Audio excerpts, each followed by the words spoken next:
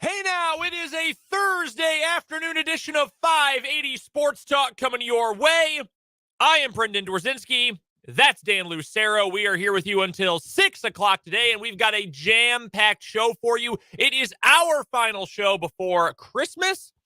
Very Merry Christmas and Happy Holidays to you and yours as we get into a jam-packed, Chiefs-filled, preview-filled show coming up for you. We are off until next Wednesday. So we've got the show today, full show, 2 until 6.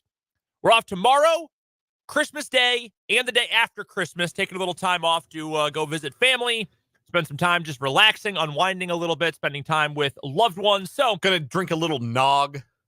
You big nog guy? No, I'm not No. at all, actually. I just kind of substitute nog for adult beverages. Yeah, that makes sense. Yeah, we're gonna enjoy our nog, and we're gonna take a nog break, a nog induced day off, perhaps the day after Christmas. But yeah, we'll be back to rock with y'all next Wednesday. So we are going to have to jam a bunch into the show today. We're going to give you a full NFL weekend preview. There's games like every day. There's like 7 games every day. I don't know how there are so many games. I was just telling Dan earlier, I have no idea who plays what day. I know the Chiefs play on Christmas Day. There's a Nickelodeon game. Hell yeah, they are. That's going to be great. So we're going to preview that game. There's a bunch of games coming up. There's Christmas Eve, Christmas Day. Lot to get to coming up on the NFL schedule. We'll give you our Chiefs keys to the game versus the Raiders coming up here in just a moment. Also, this hour, we're going to hear from Andy Reid, and we're going to hear from Patrick Mahomes. Usually we'd spread those out. Well, we can't today. There's too much to get to. So we're going to get to both of them coming up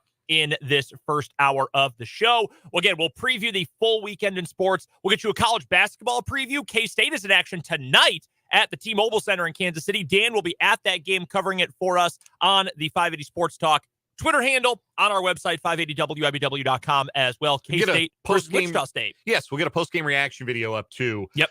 Maybe a little noisy in the background. They got to turn the arena over. I think they're doing a concert. They might be doing it Saturday night, but they got to turn the arena over. So might be a little noise in the background, but we'll get you a reaction video. We'll go live shortly after the game goes final with some post-game reaction. Yep, so we will get to that. KU is in action coming up tomorrow night. Oh, man, absolutely massive game coming up tomorrow night. KU versus Yale. So we'll get to that one. Yeah, decent Ivy League team, though. They're actually one of the better teams in the Ivy League. Weren't they picked to win the Ivy? Or they may have been, actually. We know Fulton would know all the details about this. Yeah, Fulton is our Ivy League basketball insider. We should have reached out. Annual Royals optimist and Ivy League hoops insider, Fulton Caster. Well, I was getting him to tape a tribute for Jake yesterday. I should have said, hey, by the way, can you preview Yale for us? Yeah, what do you think? Give me a spread prediction. How you feeling about the Elis? I'm going to shoot him a text, see what he says. So we'll preview that game coming up as well. Jam-packed guest list. Rick Peterson is going to stop by next hour. We heard from Pistol yesterday saying goodbye to Jake. He'll come in for the high school whip around brought to you by Lewis Toyota next hour. Matt Derrick is going to join us as well. We heard from Matt yesterday to say goodbye to Jake. He's going to join us for this week's Chiefs Insider a day earlier than normal since we won't have a show tomorrow. And of course, the Thursday staple, bottom of the 5 o'clock hour, Mitch Holthus, the voice of the Kansas City Chiefs, is going to stop by as we continue to preview Raiders versus Chiefs. Your texts are welcome. 785-272-9429 is the text line number. And of course, you can go watch us on YouTube as well. 580 Sports Talk is the name of our YouTube channel. Shout out to all you guys who listened in yesterday, but also, since I don't have the radio ratings in front of me, I don't know who is, I don't have PPM numbers in front of me. We do know yesterday was, I believe, our second most watched ever daily edition of the show on YouTube. I believe it. I think we had our high total for live viewers. We eclipsed that number and held that number for a good stretch of the show. And all we had to do was kill off the most popular character. Yeah. Which is a common occurrence in showbiz, right? Usually how that works. Yeah.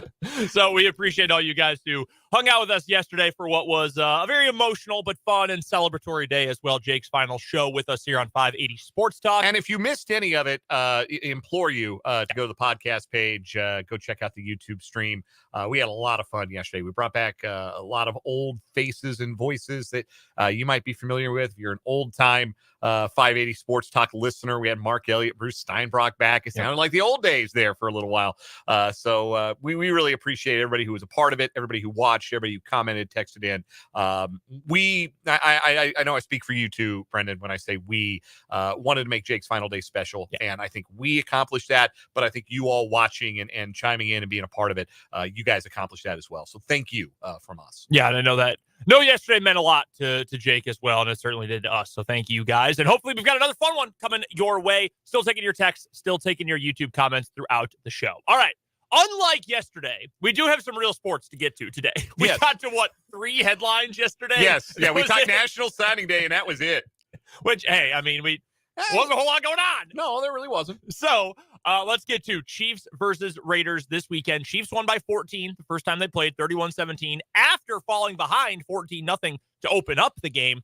So let's get to our keys to this one. I'm going to have you go first, Dan, because your first key, I actually was going to write down the same one, and then I saw you did, so I passed on it. I saw an incredible stat pertaining to this. So go ahead with your first key today. So my first key to the game, when I think back to the first meeting between the Chiefs and the Raiders, Chiefs ended up winning pretty comfortably. As these things go, you win by 2 touchdowns in the NFL. That's a comfortable stretch your legs kind of win, unless like it's a 7-point game and you have a 99-yard pick six with no time left on the clock. And in which case, I mean, not all 14-point wins are created equal, but generally speaking, you beat another NFL team by 2 scores. That's a TCB type of performance. It did not start that way, you will recall, for the Chiefs at Allegiant Stadium. They fell behind 14-0, and they were lucky it wasn't worse. It could have at least been 17-0. Had the Raiders had some courage, maybe they go for it on that 4th down instead of attempting that Anders Carlson field goal that ended up missing. And it ends up being, is it Anders or Daniel that's their kicker? It's Daniel. Daniel's their Anders is the Packers Anders kicker. Is the Packers kicker. That's right. I apologize. The Durs. The intern responsible for feeding me that information has been sacked. It did not start promisingly for the Chiefs, and the vaunted Chiefs defense had some trouble slowing the Raiders down early in that game. They had 2 long, sustained drives, lots of success on 3rd down. Then they gave up the big touchdown run to Josh Jacobs, which I think we can kind of look at given the body of work for the Chiefs and say, yeah, that was an outlier. Like, they're not giving up a lot of big home run plays this year. That's kind of it. Like, as far as the list goes for like big play touchdowns, that's the one that the Chiefs have given up this year. But it comes back to the performance on 3rd down for the Raiders. They came into that game as one of the worst 3rd down teams, maybe the worst in the league, but they were really good early in the game on 3rd down. And the secret was they were getting into makeable 3rd downs. And how do you get to a makeable 3rd down? How do you get to a 3rd and 3? How do you get to a 3rd and 2? How do you get to a situation where your rookie quarterback, Aiden O'Connell, is making a comfortable throw, getting the ball out quick, negating the effects of a pass rush or the coverage downfield on a 3rd down? Well, you win in 1st down.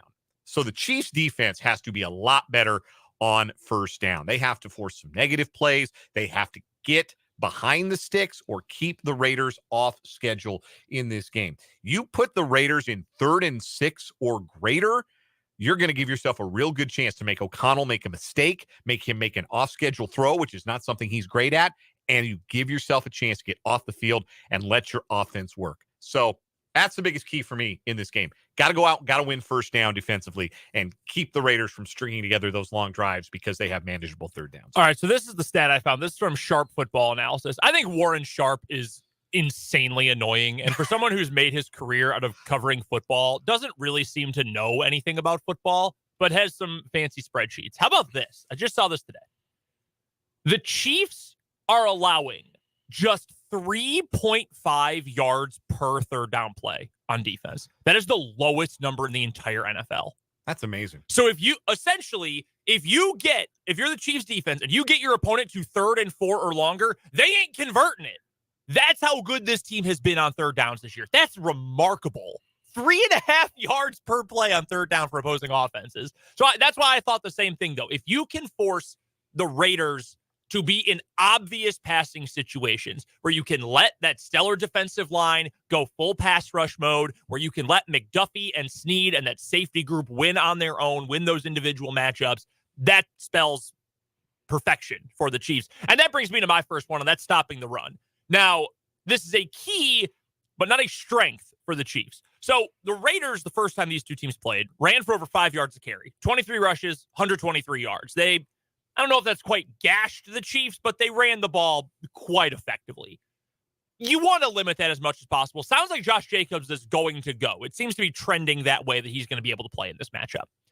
If that is the case, you've got to try to stop him and slow him down and slow that running game down. Because, well, I don't think Aiden O'Connell is awful. I think he is okay for a rookie quarterback who came in without a whole lot of fanfare. He was great in college at Purdue. I think he's okay. I don't know if he's a franchise quarterback kind of guy, but I do think there's a little something there with him. Against this defense, facing that pass rush in his face with those guys covering on the back end, you want to make him beat you. You want to challenge Aiden O'Connell to be the thing that beats you. Not Josh Jacobs running the ball, not their defense making big plays. No, you want to say, if we're going to lose this game, it's because Aiden O'Connell is going to go off. That is a bet I would be willing to make if I'm the Kansas City Chiefs. Here's the problem with that. Since week 8, which is, the Chiefs aren't on a slide, but when they started to run into a few more losses, they had that loss to the Broncos in week 8. That's the point I used for this. The Chiefs defense, awesome against the pass, has been all year.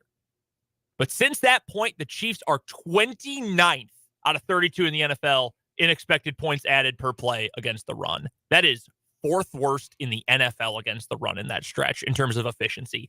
Not great. So you're running into this situation. You've got a banged up running back who your opponent wants to lean on versus your run defense, which has been pretty ineffective as of late. What's going to give in that situation? If the Chiefs are able to step up, they have a bounce back game in that regard. I think they're going to take care of business because I don't think Aiden O'Connell can beat them again against those defensive factors I mentioned. I thought the Chiefs took a step forward in their run defense last week, although then again, it's kind of hard to tell because Ezekiel Elliott doesn't scare anybody, and that offensive line for the Patriots is really beat up. Mm-hmm. But I thought they flowed better to the ball. I think the return of Nick Bolton really helps the running, the rush defense. And one of the games I'm sure that the Chiefs got really dinged for their run defense was the game where they didn't have Nick Bolton and Drew Tranquill got hurt right away against Green Bay. So I think it's still plenty possible for the Chiefs to perform effectively against the run. And that kind of dovetails with my point about winning on first down, because, they'd like to give Josh Jacobs the ball and have him hammer away for 4, 5, 6 yards of carry on first down, maybe one bus for 60 plus yards, like his touchdown run in the first meeting. So, yeah, the Chiefs have to be good at the line of scrimmage. I would think they might play a bit more of a base defense on early downs, get at least 2, if not 3 linebackers in there, and try and get some heavy personnel in the game and really make it tough sledding on early downs for the Raiders to run the ball. I think I will just tell you right now, I think the Chiefs are going to end up winning this game. I don't think this is this kind of game where even if the Raiders play pretty well, I don't think that's going to be enough to beat the Chiefs in this game. But you have to avoid the things that can beat you. Like we know we have been struggling against the run. Put extra emphasis on the run game and slowing that down. Put extra emphasis in those areas. The Chiefs' good areas, they will take care of themselves in this game. I'm not too worried about that. Your second key. Second key of the game, I would be remiss if we did not tip our caps to the beloved departed Jake LeBon. Don't turn it over. Like, the Raiders are coming off of a preposterous 63-21 win in their last game. They won an NFL game by 42 points. They scored 63 points in a game the week after scoring 0 points in a game. You know how they did it? One weird trick, as the internet likes to say. Here's one weird trick to increase your output by 63 points in 1 week. Be +5 in the turnover department and score 3 defensive touchdowns. I think it was pretty good. Yeah, I think it was, 2 fumble recoveries and 1 pick six, or do I have that backwards? Jack Jones had the pick six. The big fella Jenkins had the fumble recovery. The scoop and score. And then there was one other that I am... All right, so I can tell you, let's see. The Raiders had, the fumble touchdown, and the pick six. Yeah, the pick six and the fumble touchdown came on back-to-back drives, even in the second half. Yeah, man, I think they had a defensive touchdown in the first half too. Yes, I believe you are correct about that. Yeah, that was the big man touchdown. That was John Jenkins, I think was his name. Yeah. Okay, so 3 defensive touchdowns, 2 other turnovers that set up short field scores. We know the Chiefs have a 5-turnover game on their resume this year against Denver. I think they can avoid that at home. I think they can avoid that in a game where there's lots to play for. Like, you win this game and you don't have to sweat the last 2 weeks. You have to sweat scoreboard watching because the AFC West race will be over. You will get a home playoff game and the rest is for seeding. There is food on the plate to be cleared. And in these situations, the Chiefs are usually really good, really focused, and I would expect them to be again. Just don't be -5 in the turnover department, and I think you'll be in good shape. Yeah, you should be fine. And I am going to assume that is not going to happen. I do not think they're going to turn the ball over 5 times. Maybe that's a hot take with how the Chiefs have been playing with ball security this year, but I'm not especially worried about that, or at least getting to that number. My second key for this game, and I've used it multiple times this year, some version of pass catchers, go and make a play. This Raiders secondary is not as bad as it has been at times. Amik Robertson's a good player, was drafted a couple years ago to Louisiana Tech. He's a fine player. Jack Jones has been solid.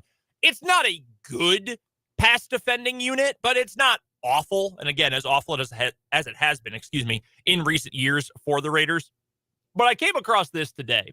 This is from, he doesn't have his actual name on his Twitter account, but his Twitter handle is @throwthedamnball. He does research and development for Pro Football Focus.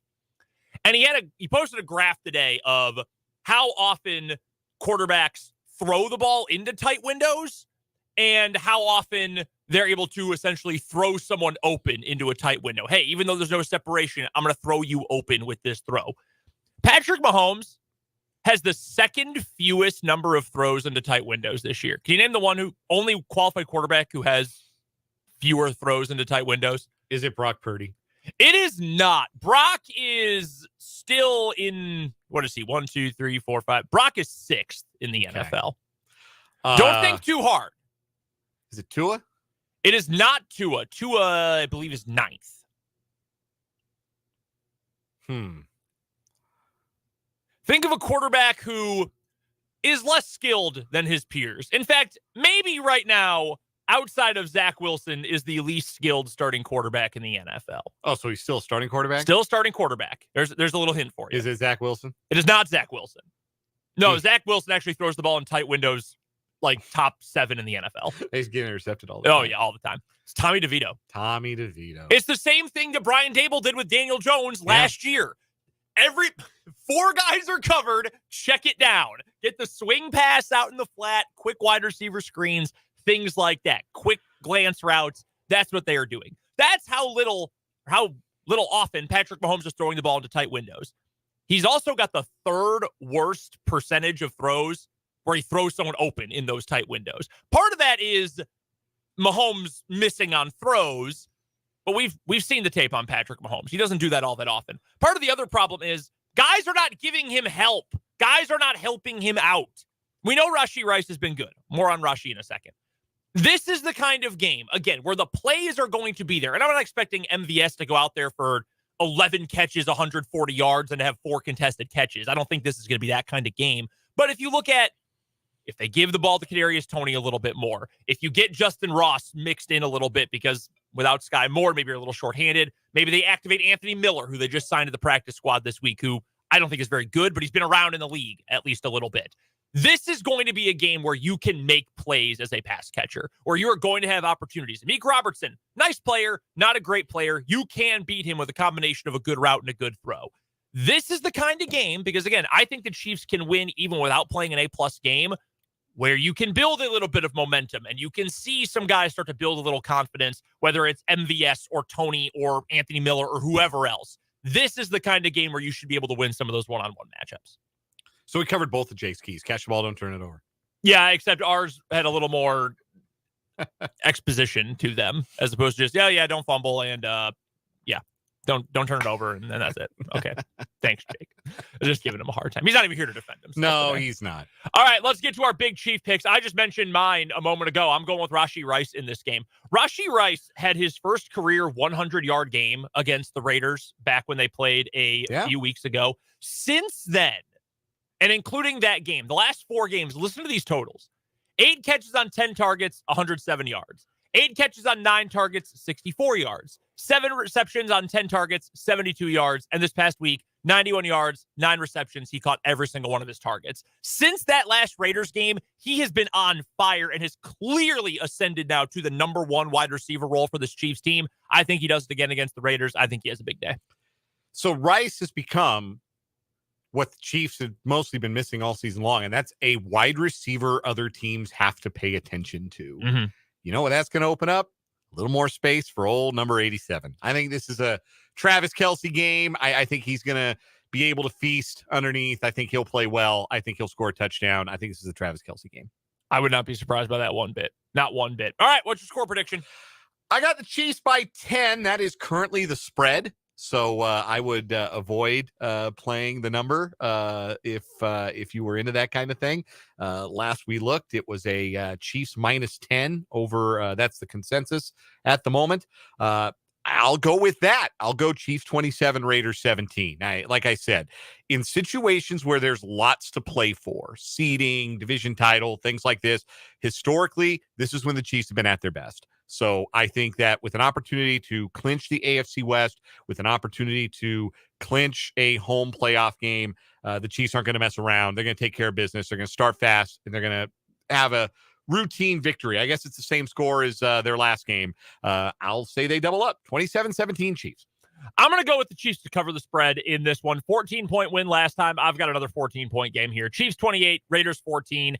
The Chiefs defense, I think, is once again going to be enough to slow down, to maybe not fully shut down, but mainly hamper this Raiders offense. I do not think the Raiders are going to get out to a start as hot as they did the first time they played. I think the Chiefs will make the right adjustments there. I think Spags will make the right adjustments there. So give me the Chiefs to win, even without an A-plus game, 28-14. So I do have the Chiefs covering the spread in this one. What's the total? It'll be higher than last week when it was the lowest total in Mahomes' career. So naturally it went over. According to FanDuel, 40.5. Yeah, so I'm on the over then. Looks like I am too. You know the drill. We want to know your picks. Stay earlier than normal since we don't have a show tomorrow. But let us know your thoughts either on the text line, 785-272-9429. Who's going to win? Chiefs, Raiders. What's your score prediction? We'll take them on YouTube as well. Our YouTube channel called 580 Sports Talk. Let's get to our first break. But when we come back, we're going to hear from both Andy Reid and Patrick Mahomes. That's coming up on this opening hour of 580 Sports Talk.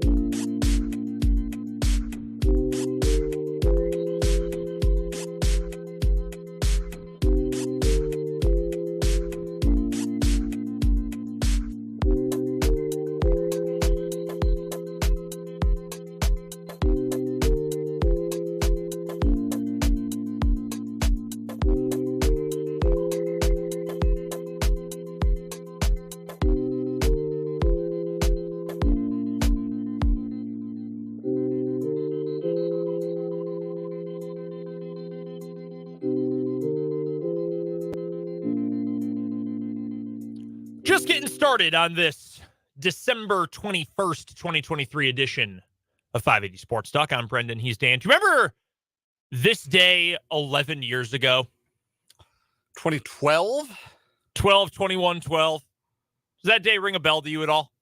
Not immediately, no. Do you remember that the Mayan calendar ending and the rapture predictions? Oh, sure. There was that whole I do disaster remember movie. that. The world was going to end. Yeah, I remember that now. Yeah. I do remember that. Was the movie just called 2012? Yeah, it was. Yeah, we were warned. That was the tagline. Yeah, it was a whole end of the world rapture movie. Yeah. You know, you'd think people would notice that people are batting 0-0-0 with predictions on when the world's going to end. You'd think they'd stop making so many. You'd think. The track record is not strong. Based on the 2012 phenomenon, its plot follows a geologist and novelist as they struggle to survive a sequence of events including earthquakes, volcanic eruptions, mega tsunamis, and a global flood. Yeah, no, man, I'm good. I want to go to the movies to be entertained, not existential. Do you know what happened 20 years ago on this day? 20 years ago, so December 21st. 12/21/03. 03, no. One of the single funniest moments in the history of the NFL occurred on this day.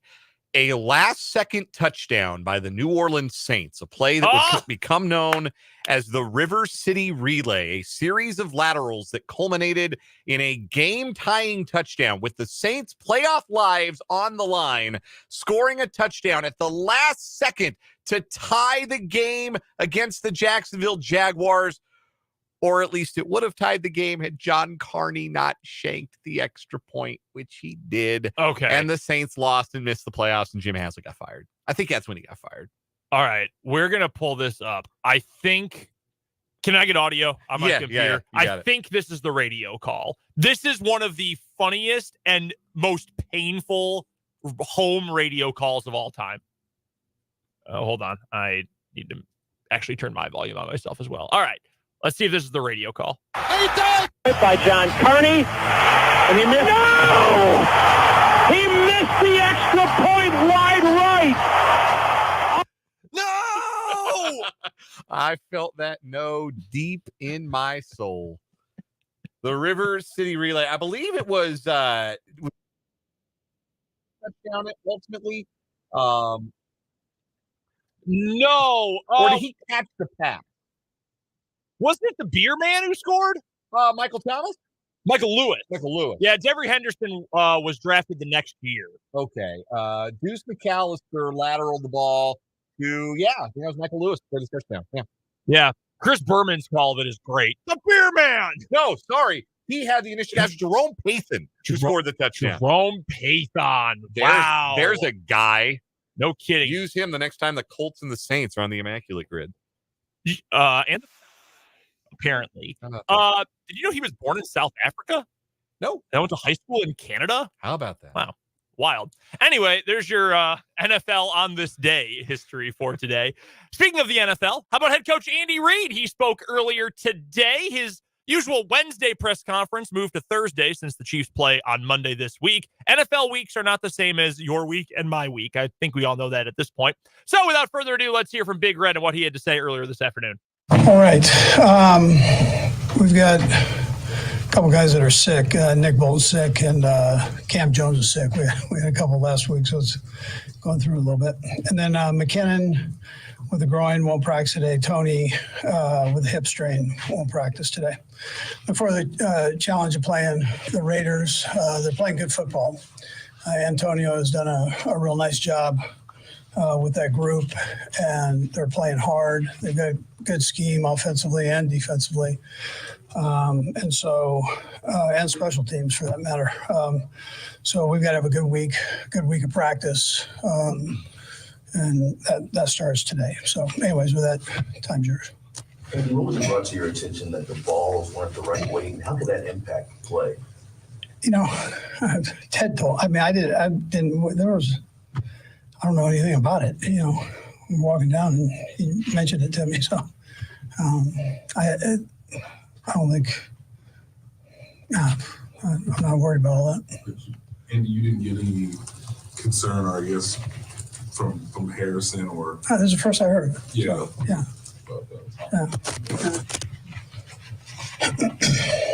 Just kind of a housekeeping question on McCall. He's past his 4-week window. Yeah. Is he close to getting? Yeah, so he'll be out there. He's got 21 days, I think it is. So he'll be out there today and get some work in and just see how he does. Richie and Justin, they look like they might be set for return or more plays, as you said on Monday. Yeah. When you evaluate that, how much you feel you can get those guys integrated? Yeah, well, we'll see. They've got a few plays in. We'll just see where it goes. But they're ready to go. It's just see how it works out. Andy, with regard to Sky Moore, is there a sense he could be back if you guys keep playing long enough? Or Yeah, there's a chance. There's a chance. But things tender. It's been he's a tough kid, so he battled through it there for. Do you like the idea of playing on Christmas Day? Yeah. So listen, once you're in the season, every day it's the same. I mean, today is Wednesday, but it's Thursday. So I mean we're programmed, but I think it'll be neat for the fans, and our guys are excited, and I'm sure the Raiders are excited. So that's different. Monday night at noon, that's different. So. I mean, one of the things the Raiders did obviously gets the Chargers to turn the ball over pretty aggressive and getting turnovers. How cognizant do you have to be, especially with this group, with how they're after turning the ball out? Yeah, that's a good point. Yeah, they're great at that. I mean, you better keep it high and tight. We've had a couple that have popped out, and they're going to go after the ball. But they do a nice job. They do a nice job doing that. Go ahead. I was going to say the ability to win the division this week. How much is that part of the pregame conversation? Yeah, the main thing is getting ready, and that they're still alive. I mean, so and then it's the Raiders versus the Chiefs. So you just got to get ready. You don't have to really talk about all the other stuff, but it's it is one of those Raider Chief games. So. Coach, I don't ask this to get you in any more trouble, but the NFL kind of gave you a lump of coal with the fine after the Bills game. Is that just the cost of doing business from sometimes with what you have to say? Well, you take that coal and you make diamonds out of it. But I appreciate the setting me up. There's another game in New England where you failed to score in the fourth quarter. I think y'all are dead last in the league in fourth quarter. How do you finish games? Yeah, and we've got to do better there. And I mean, the bottom line is you have to score. You're gonna have opportunities. You got to score. So. With Isaiah, just how eager is he to get back in the mix? Are you expecting it to be kind of a full workload for him in his return here this week? Yeah, I think it'll be a full workload. But with that, we've got backup relief if he needs to come out. So. Clyde, I mean, we've got all kinds of confidence in Clyde, so stepping in. And since we talked about the Zoom on Monday, we learned that everybody had passed away. I think of the old Raiders Chiefs games. Yeah. Yeah, that's where I was going to finish this. Our hearts go out to the family. What a great player, both he and his son. So I mean, Ed was a good person. He would show up for all the different events, and he'll be missed. Yeah. What a good football, but a tough guy. All right. Coach, sorry. Go ahead. Coach, you've had guys that have made mistakes on the field and gone through slumps. What is it that tells you that the guy's going to be, you're going to need him, going to the end of the season? Is it your experience as a coach or just your understanding? They won't need who? What did you say? Just any player in general. Give it to me one more time. So you got guys that have gone through slumps, have made mistakes throughout seasons. What is it about you that says, "Hey, I'm going to these guys"? Yeah. Somebody, listen. If they're young, you take a little step back. You have a chance to take steps forward. So that's how it goes. And you're gonna have ups and downs in this business. It's a pretty tough sport, And there are a lot of people that are, going to put their opinion out there, along with the coaches and players. Everybody's got an opinion. So, but you gotta you keep working. Andy, how would you assess? You're so known for coaching the coaches, right? How would you just assess first year for guys like Todd Pinkston and obviously Connor and other guys throughout the year? What you try to get out of the assistant coaches to help the guys on the field? Yeah, they're doing a good job. The young guys they've got. Todd's a little different. He's got guys that's pretty veteran group there. Connor, look at Rice, and that kind of tells you that gives you the answer to that part of it, but in his production. So that's Andy Reid speaking earlier today. Forget Todd Pinkston is on staff. I find that very fun. I felt like he played forever. He only played for 5 years. Long enough to draw the ire of the city of Philadelphia, though, if we're being fair, that doesn't take much. No, it really doesn't. Yeah, the Eagles went to the Super Bowl last year. They have 3-game losing streak this year. They're all bums now. Philly fans are as fickle as anyone. Maybe the ficklest. All right, so which fans would be more fickle? Fans that are super fair weather, like a like Charger fans. Any LA team fan. Yeah, really any LA except for team. the Lakers. Like they ride for the Lakers. Yeah. Like every other team in that city it's a bandwagon. It's Dodgers second, right? Lakers then Dodgers? Probably. And USC football hasn't been a national champion contender in too long. They might be third. Yeah, I probably would be. Well ahead of the Clippers and the Angels. I know one Clippers fan. He was like, yeah, when I was a kid, I just wanted to be different. He was from LA. I said, I don't think there's any reason anyone's a Clippers would fan. Never want to be different that bad, man. I'll tell you what. Let's get to a timeout. We'll hear from QB1, Patrick Mahomes, right after this on 580 Sports Talk.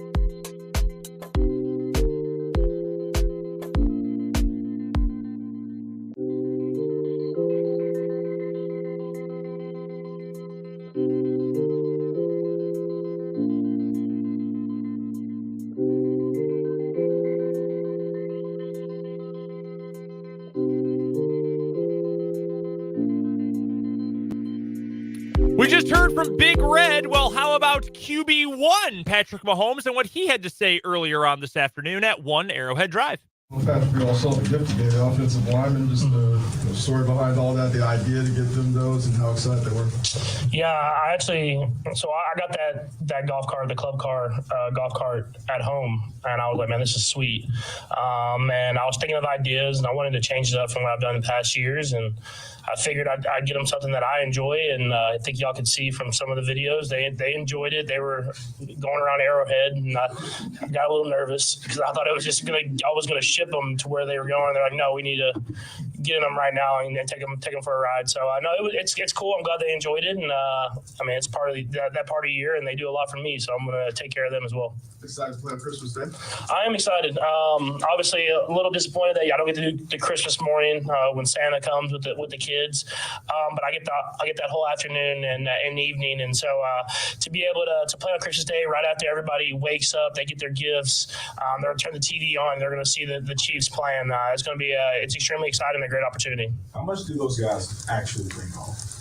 Yeah, so that's why I got the 4-seater. There's only a couple of them that actually play golf, and so then you have kind of that one actually it has a place for you to put your golf clubs if you want to take it out to the golf course. But that's more for like the cruising around the neighborhood type of golf cart. So I gave them the option where they could do both, but I chose more the comfort over the convenience of being on the golf course.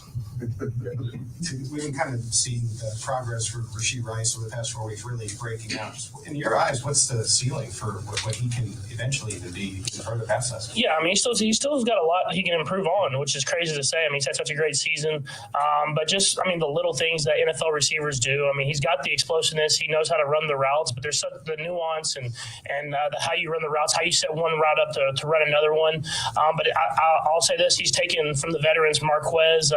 From Justin Watson, from Travis, he listens and he learns as much as he can and tries to take that in. And I think that's why he's gotten better and better as the season's gone on. Patrick, you guys can clinch the division by winning this weekend. You've got some experience with that. What does that do for the preparation, one way or the other? Anything? Does it make it more difficult? Easier? Not necessarily. I think you just have to take it like it's a game you're going up against the Raiders. We know how intense it's going to be. We know this rivalry means to both sides. It's going to be a great battle, and we're excited for the opportunity to play at Arrowhead. And obviously, if we win, we can clinch the division, and that's part of it. But at the same time, I think it's just when you go up, these two teams go up against each other, there's another added step in the I don't want to say pressure, but the momentum. We got to go out there and give everything we got. So it's not part of any conversation that you have, locker room conversation. No, I mean everybody understands it, but at the same time, it's a game. I mean, we have to go out there and play like every other game. Every game matters in this league, and so for us, we have to put our best effort forward every single time. But I mean, that's something we talked about before the beginning of the year. Is our first goal is to win the AFC West. We understand it's a great challenge, and so we just have to come in with that mentality that we're going to do everything we can to win this week, and that will clinch our first goal if we can do that. You've had 3 games now to really get a feel for what's it like playing with Wanye protecting your blind side. Just where has he sort of progressed the most in that 3-game stretch, and how have you sort of tried to adjust to his blocking style? Yeah, I mean, I think what you know is that he's a battler. He's someone that's going to go out there and fight the entire game. He's getting better and better as far as technique and little things that we do within our offense and how Coach Heck wants it. But I think what you do know is that he's going to finish every play. He's going to go out there, and if he loses a rep, he's going to come back that next rep with that mentality. He's going to win that one. He's not going to let anything affect his mentality. And so it's great whenever you can throw a guy in there like that, a young guy, and he steps up to the plate and he hits a base hit, or he gets a home run. I mean, he's ready to go, and whenever his number gets called, he's going to be ready to play. Does the protection scheme change much at all when you add a new guy, especially when he's a rookie, and when you know teams are blitzing you more than usual? Not necessarily. I mean, we stay on top of that stuff, and we try to be really like top tier as far as picking up protections and stuff like that. Obviously, you have pass rushers on it with 98 on the other side. You have to make sure you add some attention to him. But their other guy, 51's been playing great too. So I mean, it's gonna be a great challenge for us going up against this team in this pass rush. But I think you just got to go out with the mentality of we're going to execute the game plan and let the guys win their matchups. Patrick, we saw some maybe frustration, disappointment, whatever, when the cameras were on you after the tip fall up to Kadarius. The cameras are always on you. We don't get to see all of those things happen on the sideline. But where are you now with just trust and maybe frustration level with some of the things that have happened, with him catching the ball? Yeah, I think in that moment I was frustrated at just the interception and giving the defense a short field. I mean, the defense was playing so well in that second half especially, and I knew in that moment of the game you don't want to have turnovers and stuff like that. You want to either score, obviously first goal, but the second goal is flip the field, let our defense play. And so getting that turnover and short yard and getting them into a position where they're basically after one play touchdown or whatever that was. That's on us as an offense, and so there's no added frustration towards any player. I mean, I know how hard these guys work. I've said it all year long. I see how they practice. I see how they work after practice, before practice, and I know that they're doing whatever they can to help the team out in the best way possible. And so they always know that I'm going to have that confidence in them. I'm going to keep firing the ball to them. That's just how I roll. Whenever I see the guy put in the work every single day, that I trust he's going to go out there and make the plays happen. So that's just the frustration, I think, was just over the whole situation, not necessarily directed at one person or another. You might not be able to answer this because it's maybe more a question today, but what do you see from your receivers have their confidence on too? Because I mean, some of these younger guys that have some ups and downs, do they look like a confident group to you, especially the young ones? Yeah, I mean, I think they look confident. I mean, they joke around. They're having fun at practice. They're working their tail off. They understand they want to be better. I mean, everybody does. We want to be the best that we possibly can be. But at the same time, I know those guys are going to make plays, and I've seen them make plays on the biggest stage. So I know that they have the confidence and know that they believe in themselves as much as I believe in them. It's been limited looks, but what do you think Richie James could provide you guys if you get a little bit more opportunity on offense? Yeah, no, I think he's done a great job with the opportunities that he has had. I mean, you've seen he's going to catch the ball, get vertical, break tackles, be in the right spot at the right time. And so I know Coach was talking about we got to keep getting him more and more involved. Obviously, the injury in the middle of the season hurt his kind of production. But as he's gotten healthier and healthier, you see we're trying to add him in as much as we can. I think the coaches are going to continue to do that because he offers a different skill set. He's a veteran guy that knows kind of where he needs to be at the right time. Matt? Patrick, the fine that you got for after the Bills game is a little bit heftier than players usually get for criticizing officiating. Did you get some explanation from the league as far as that goes? And is this just kind of a cost of doing business for speaking your mind in a spot like that? Yeah, I mean, you understand the consequences that they tell you before the year. And so obviously I had outbursts on the sideline and everybody saw it and on a big game. And so there's going to be consequences to that. And obviously I got the fine. And so now you just got to live with those consequences, learn from it, become better from it, and not try to let that happen again. But we kind of just kept it moving. I mean, that was a couple weeks ago now, and now we're just focused on the Raiders and how we can do whatever we can to beat them. You mentioned home run a little while ago. I want to get your thoughts on Royals moves. Big time, man. No, I mean it's cool, man. I mean, obviously since I've been here, it's kind of been down a little bit. I mean, before I got here, I've talked to Travis a ton about it, how cool it was for those 2 World Series title runs. Obviously, a lot of the players left, and now they're trying to rebuild that thing. You can see the young core and how talented those guys are, and now they just want to add the veterans to come in and not only have their impact on the team, but they want them to influence that young core of how you do things the right way. And I mean, I think they have as good a chance as any to win in their division. I mean, it's going to be a great season, and I'm excited to be able to be there and just see it. And I want to see the decay. I want to see it packed and how those World Series runs were. And so I'm super excited about it, obviously. And hopefully, I'm not going to try to tell my owners. I can't really say anything, but hopefully we have Bobby Witt here for a long time. So I'll say that. Just related to that, Patrick, like, any of the specific moves that charged you up the most? I know if I saw you flex on the Twitter at one point. A couple things? Yeah, I think just adding to the rotation. I mean, we have a lot of talented young guys. I mean, if you look at Reagan, you look at Singer, I mean, some of those other guys that Chris that we just signed back, I mean, we got talented young guys, but to add those veterans, and Waka and Lugo, guys that have done it a lot of different places, know how to pitch, know how to teach other guys how to take their games to the next level, and then adding some bullpen guys as well. I mean, I think they've done a great job, and that's what their plan was. You could tell I heard them talking about it, the GM talking about what the plan was, how they were going to go out and execute it, and they've done that. And so I don't know what else is in the works. I don't know. I'm not that close, but hopefully we come into the season with some momentum going, and we can go out there and start off hot and finish even better.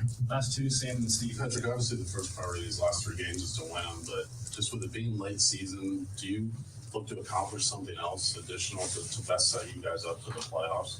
You always want to be playing your best football going into the playoffs. I think that's what I've learned in my career is that you can start hot, but you want to be playing your best football whenever you get to the playoffs because it doesn't matter what your record is at that point. I mean, it's just whoever plays the best football is who ends up winning the Super Bowl. And so obviously we did some good things in the last game, but I think if we can finish better, we started better finally, now let's finish better. And so let's put that complete game together. And I think if we can do that and start getting better and better these last few games, we can get to the playoffs and be playing our best football, then I think the AFC is wide open and we'll be able to go out there and try to find a way to get to the Super Bowl.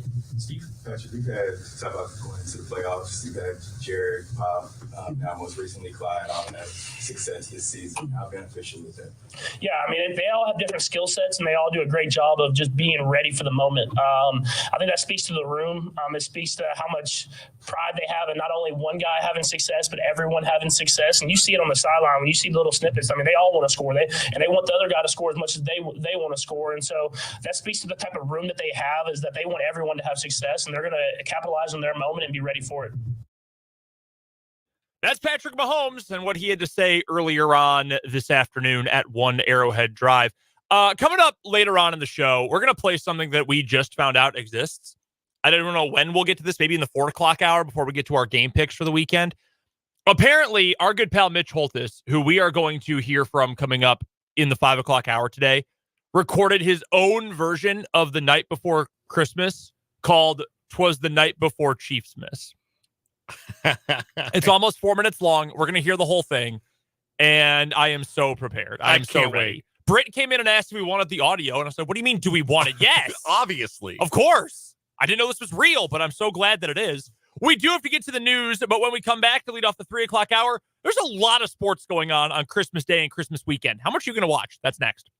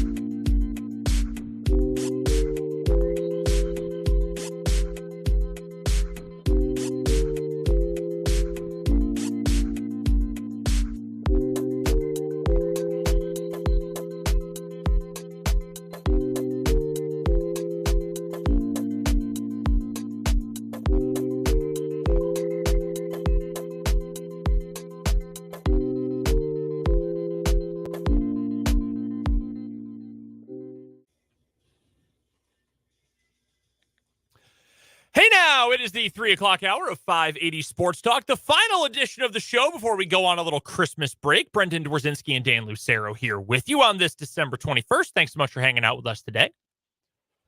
Busy 3 o'clock hour on tap. Rick Peterson from topsports.news will join us in a little bit for this week's high school whip around. Got to hear a little bit from Pistol yesterday. I don't remember if he said this on the air or if this was after we had turned off the microphones when Pistol was in studio, when we had mentioned that he left right after Fred Claus had started playing on TV, that he came in to say goodbye to Jake.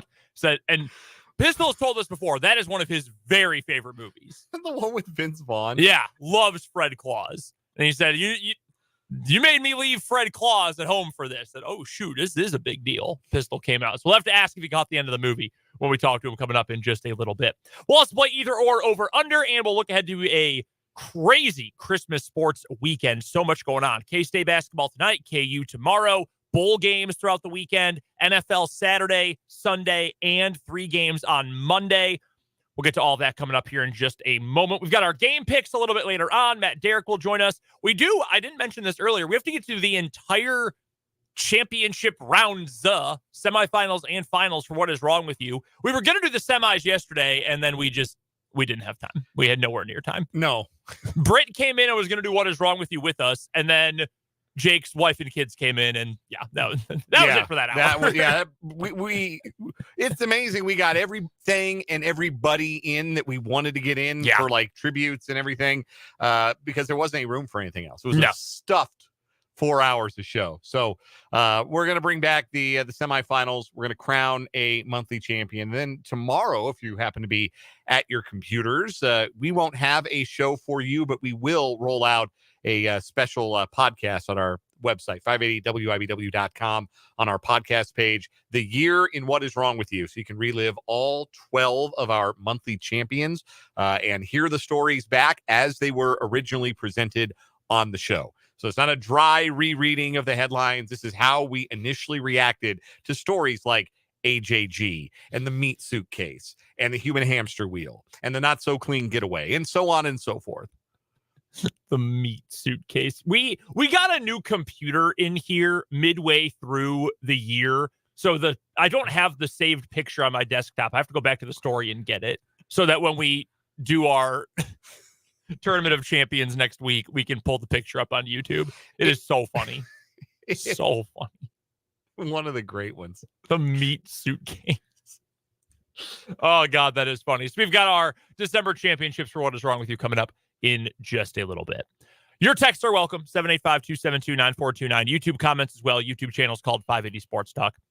There is so much going on this weekend around the sports world. I want to start with this. Before we get to the games themselves, so the Chiefs play Christmas Day. They're the early game on Christmas, which my family, the older we've gotten, and Abby and I are going to spend Christmas Day with my family this year.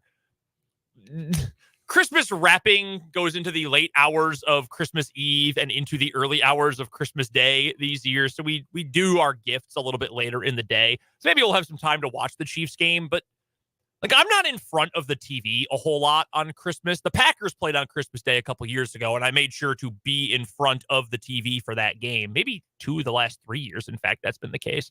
But if it's not something that I have to watch, and I will be watching the Chiefs at least a little bit this year, I'm not in front of the TV a whole lot. So unlike Andy Reid, who said it's neat for the fans when we heard from him last hour, I do not think this is neat. And maybe some fans are saying, no, less time I got to spend with my family drinking grandma's gross old eggnog recipe and I can watch the Chiefs. Hell yeah.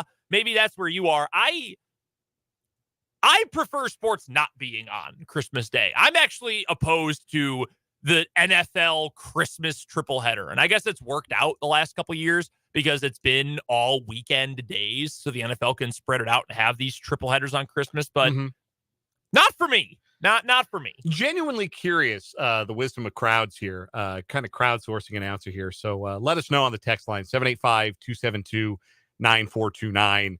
What are your Chiefs consumption plans for Christmas? Maybe you're going to the game. If you're going to the game, tell us. If you're going to watch it live, just make it part of your Christmas holiday with your family. Or maybe you have other traditions that you do that are going to supersede doing something that you might otherwise do, which is watching the Chiefs live. Or maybe watching the Chiefs live supersedes your typical holiday tradition. So how you feeling about it? How are you going to watch the Chiefs, enjoy the Chiefs on Christmas Day? 785-272-9429. Or if you're in the YouTube comments on the YouTube stream, let us know.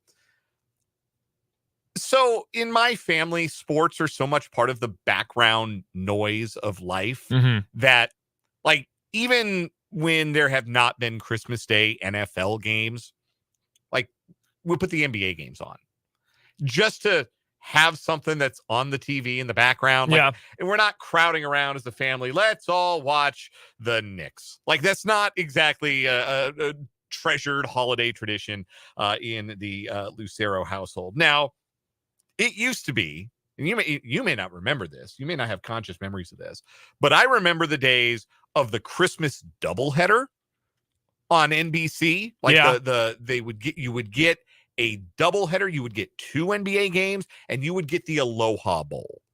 The bowl game in Hawaii was a Christmas night game, and that was it.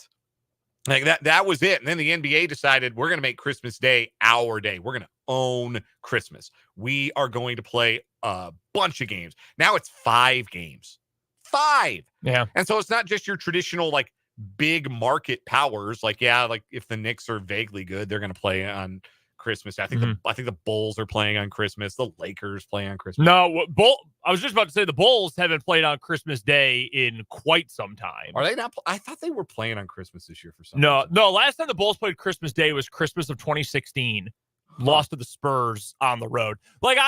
So the games this year: Bucks, Knicks, Warriors, Nuggets, Celtics, Lakers, 76ers, Heat, Mavericks, Suns. So you get, like, obviously big market presence, historical rivalries are there, and then you get some of the teams that maybe aren't from big markets but are, like, really good, like the Bucks and the Nuggets and the Suns. So, like, again, that's part of the background noise, just kind of part of the day. And then obviously I grew up in Denver. I'm a Nuggets fan. My dad's a Nuggets fan. Last year, the Nuggets played on Christmas Day. It was the late game. This year, they're middle of the day. 1:30. I guess that's a little respect for the defending champs. But I'm going to miss that. 1, because the Chiefs are going to be on, and 2, I'm going to be lucky if I see the Chiefs, because we're not doing it at my parents' house. We're doing it with my wife's side of the family this year here in Topeka. So the Chiefs might be the background noise that I might not get to, like, really dial in on. So I might have to record the game and go back and watch it later. And that's fine. Like, the priority for Christmas, that thing at the end of the day is, like, where are your priorities on Christmas? And I don't think it makes you necessarily a bad person to put family commitment over your commitment to your favorite team. In fact, I would argue that makes you a pretty great person. I also don't think it makes you a bad person if you say family time means we get in front of the TV to watch the Chiefs. Yeah.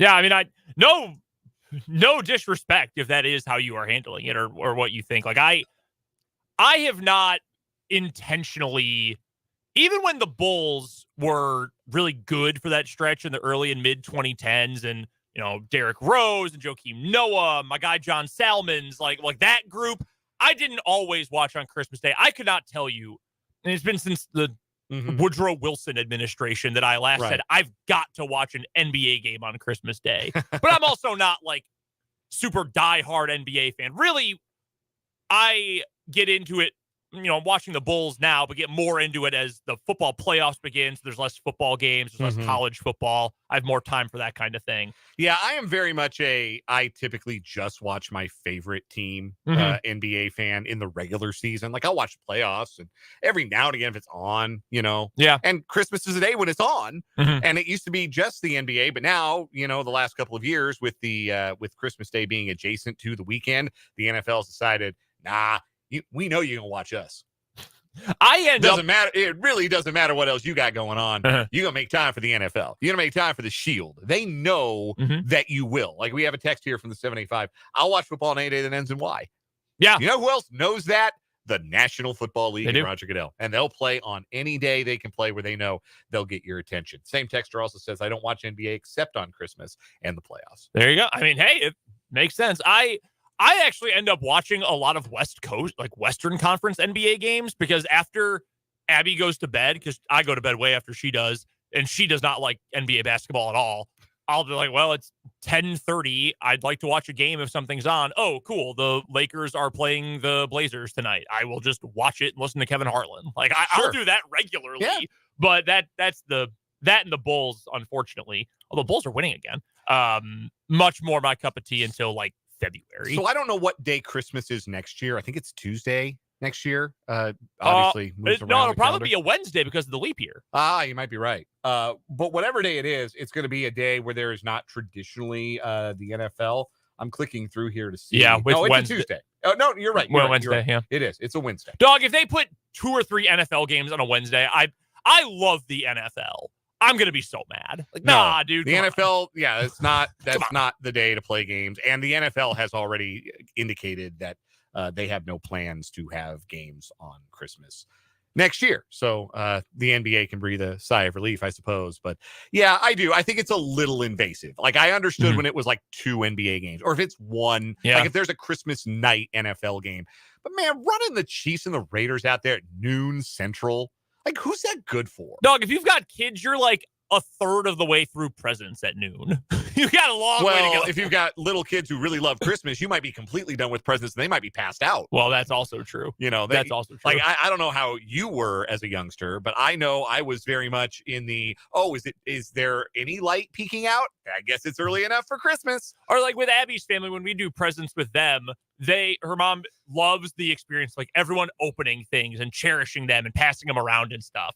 So opening presents takes a while. Like everyone does one and talks about them and says thank you. And I wanted this. I was surprised. Like you go through all one, then you get another one. It's not like little kids where you just tear into all of them right away. Free for all. Like it takes a while. And Vance on YouTube, he says all of our Christmas activities happen on Christmas Eve. So I'm looking forward to the game. That's true. There are a lot of families. I think my mom growing up, like Christmas Eve was the big day, not Christmas Day itself, which it's always been the other way for me. But sure. So if this is like maybe your big thing, like, wow, we get to spend family time together and I'll watch the Chiefs. Yeah, that rules. Yeah, like that. There is something cool about that. Yeah. But like my wife, of course, has different perspective on this than I do. And she says, I just feel bad for all the people who have to work on Christmas.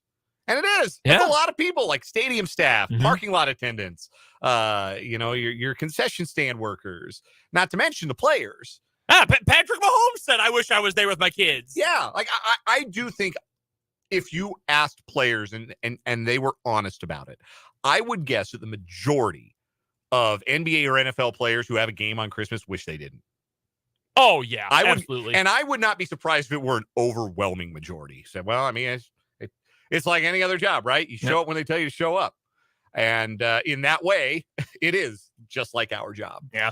So they will work on Christmas. And yeah, maybe there is some, like if you're, maybe you get together with family out of town and everyone's a Chiefs fan.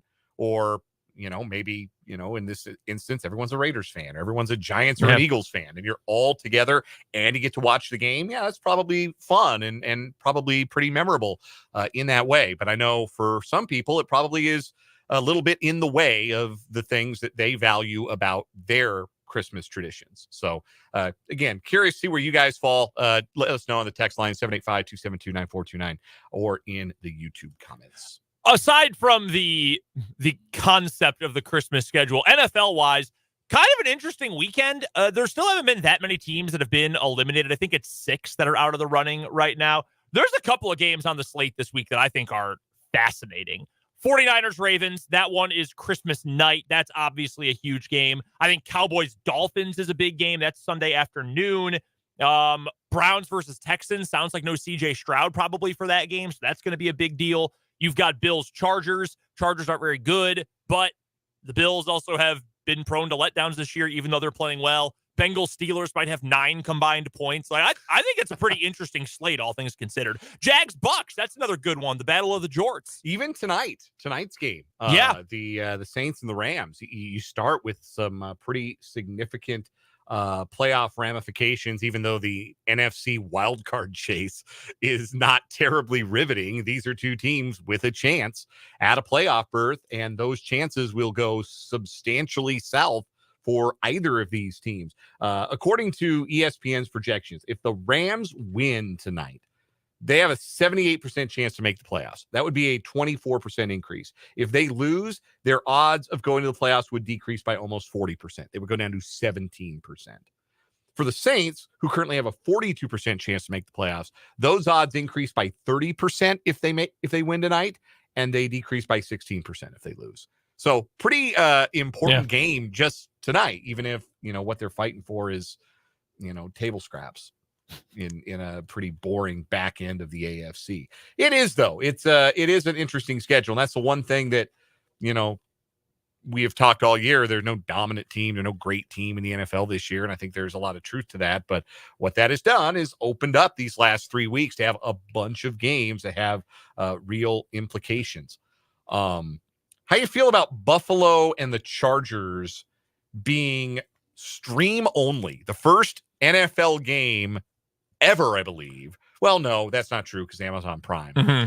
But this game is the first one to be available only on the Peacock streaming service. Yeah. And then you get, similar to the NFL Network games or the Amazon games, you can watch them locally too. Every team's got their local affiliate. I don't know how this is going to work procedurally, but I have heard that it will be the first commercial-free fourth quarter.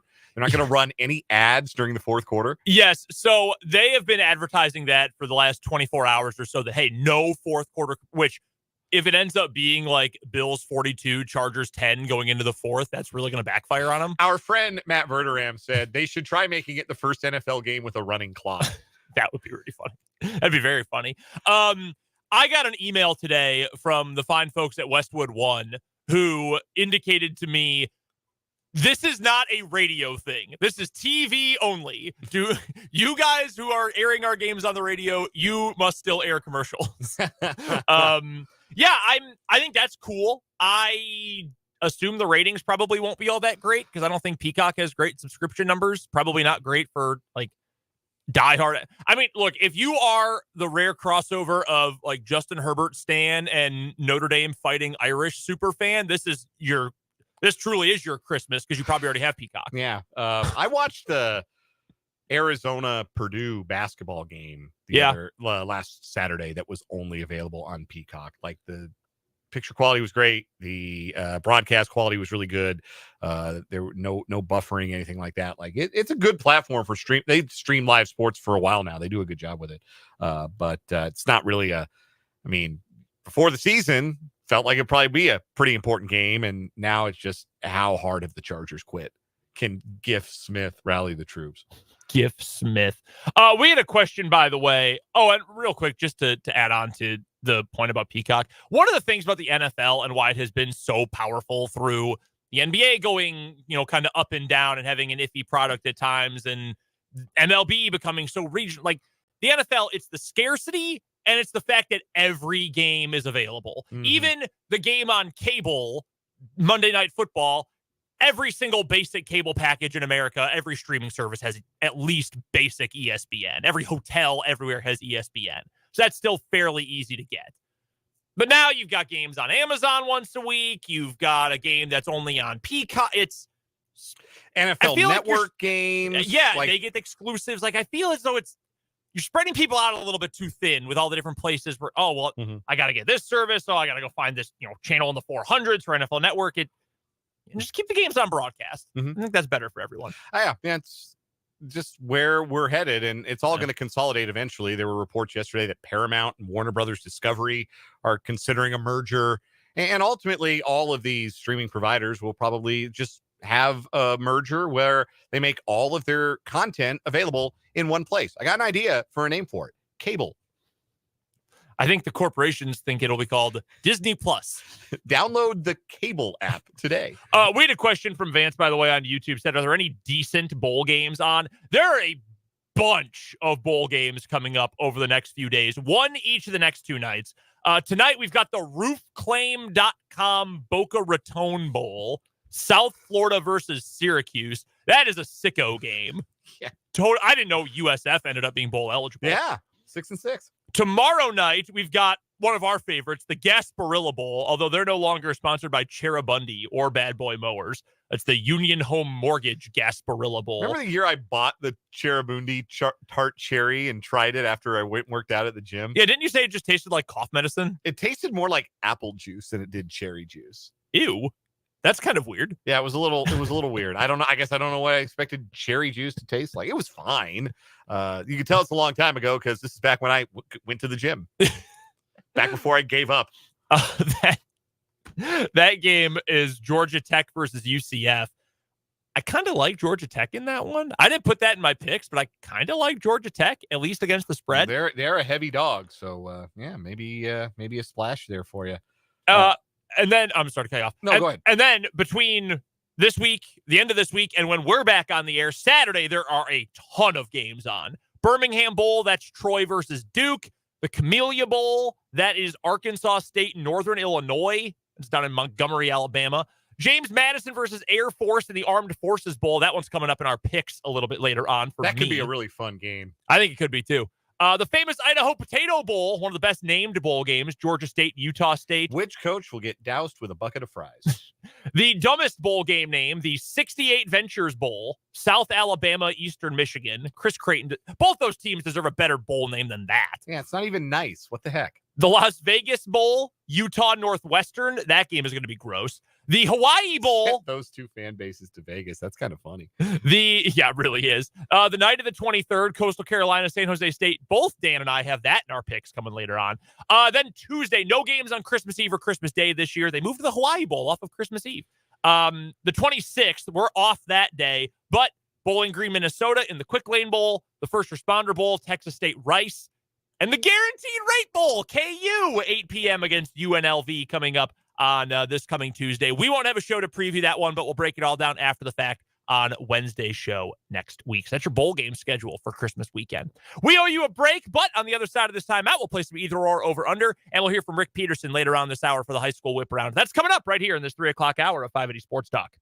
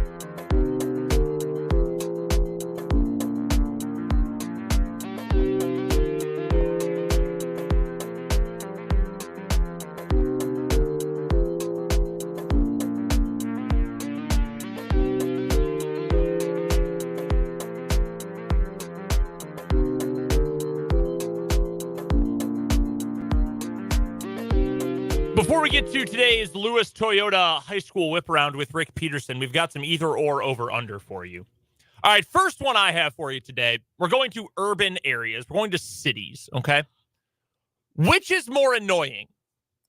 Bird scooters / Lime scooters / those $1 pay-to-ride electric scooters, or people who listen to their music or have a phone call on speaker out loud? I have not been in a position where I have found the bird scooters to be personally a personal annoyance, a personal inconvenience. Yeah, man, you can't have like a private conversation that publicly. That's wild to me that people are out there doing speakerphone or walking around or everybody can hear their music. Like I'm getting to that age, man. Like I was in line. My wife and I went and picked up food last night. We were in line to pick it up, and somebody had a very loud like bass system in their car. It's like, you don't need to be listening to it that loud in line to get your fast food, man. You just don't. It's not. You can stop. You can turn it down a little bit. So I'm getting to that age now. That's how old I am. But no, yeah. Other people thinking that you want to hear their music or their phone call, that is much more annoying to me. See, I'm going with the scooters here. The phone call, the music out loud, is it annoying? Yeah, but generally, I always have my earbuds on me. I almost always have them in my pocket at all times. I don't use them every day, but I always have them just in case. If I'm on, a train, if I'm in Chicago or I'm somewhere else, I'll just throw my headphones in. If I'm alone and I'm walking somewhere, I have them in usually anyway. And I can tune it out, and eventually, like when I'm in Chicago, it just becomes part of the background noise. It's noisy all the time. I can live with that after a while. The damn scooters, it's just big, heavy litter all over the place. I just saw a moment ago where this came from is that the Bird Scooter Company filed for bankruptcy protection, okay? I can understand why, because people put, scan it on their phone in the app and pay $1 or whatever, or scan their credit card, whatever. They ride them around, they get bored after 8 minutes, and they just dump them. And they're just littered all over the place. When I was in Salt Lake City in 2019 for the NCAA tournament, they were kind of climbing up in popularity at the time. More and more cities were getting those kinds of things. And I remember the city was busy and people, media folks and tourists and fans, whatever, were riding them all over the place and just leaving them. They were just dumped on the sidewalk, in the gutter, in the grass. Just awful, just all over the place. At KU for a while, they had a little pay bike thing. You could rent a bike on campus and ride it all over. Yeah. Just litter everywhere, just bikes laying in yards all over town. Where I went to school, DePaul, they weren't pay bikes. They were just bikes. There's 40 bikes, and they had people like paint them and stuff, and they set them around campus. Hey, if you need a bike, here's a bike. And that went as well as you might expect for, sometimes the bikes just get, appropriated for personal use, stored in somebody's dorm room or somebody's frat house, and you'd never see them publicly again. But I found them to be handy at times. You grab a bike, get to class a little quicker. I believe I remember my dad telling me a story about when he was in school in the 70s that bikes got stolen so often that they essentially just had this network of like formerly stolen bikes. You just like burner bikes, essentially. Like they're not yours, not really owned by anyone at this point, but you just pick it up, ride it to class, dump it, and it's probably not there when you get back, but you could use it if you found it. I want a few evening bike rides, like get out and I'm going to walk around until I find a bike and just ride around campus for a little bit. It's like it's a cool night, and I'm not studying. I ain't got nothing to do. I'm going to ride around campus. Did not go to a school with a very big campus. So clearly, yeah, you ride around campus a couple not times. Not a lot of hills, I would guess. No, pretty flat Greencastle, Indiana, if you can believe it. Damn scooters, just litter. Here's my either or. Because it is bowl season. I want you to imagine that you are a player on a bowl-bound team. Would you rather go to a bowl where the destination or the city you're playing in is cool, but the bowl swag is lame? Or would you rather go somewhere that's kind of lame, but the bowl swag is cool? I feel like you've got to go with cool swag, right? Because I don't know how much time these guys get to go in, I don't know how much time the KU contingent gets to go experience Phoenix. it's pretty regimented. Like a lot of the bowl game activities like are pretty regimented. Like they feed you, they do like, steak fry or whatever. Yeah. They maybe take you to a charity event or something like that. So yeah, I don't know how much like you're seeing the sites. That's a fair point. But like if you're a Utah or a Northwestern player, you're in Vegas for a couple of days. And that's exciting. If you're a Arkansas State or Northern Illinois player, you're in Montgomery, Alabama. And like maybe there's some cool museums. I bet there are. Yeah. But like I'm not sure what the nightlife situation is in Montgomery. I don't think it slaps as hard as like Vegas potentially. So, but like if I leave Vegas with like, oh, maybe I got to spend one night going out and like cruising the strip with my teammates, but like I brought back like a Chromecast. As opposed to I played the Camellia Bowl and I mean, whatever. Montgomery was lame, but I got a PS5. I think I'd rather have the cool swag. Too. Yeah, I think I would too. Based on TripAdvisor, I don't think there's a lot going on in Montgomery. But I have often heard that Montgomery is the Vegas of Central Alabama. They got a flea market in Montgomery. Do they really? It's just like a mini mall. Damn it. All right, we got to get to a break. Rick Peterson's going to stop by next for the Lewis Toyota High School Whip Round. That's coming up on the other side of this timeout on 580 Sports Talk.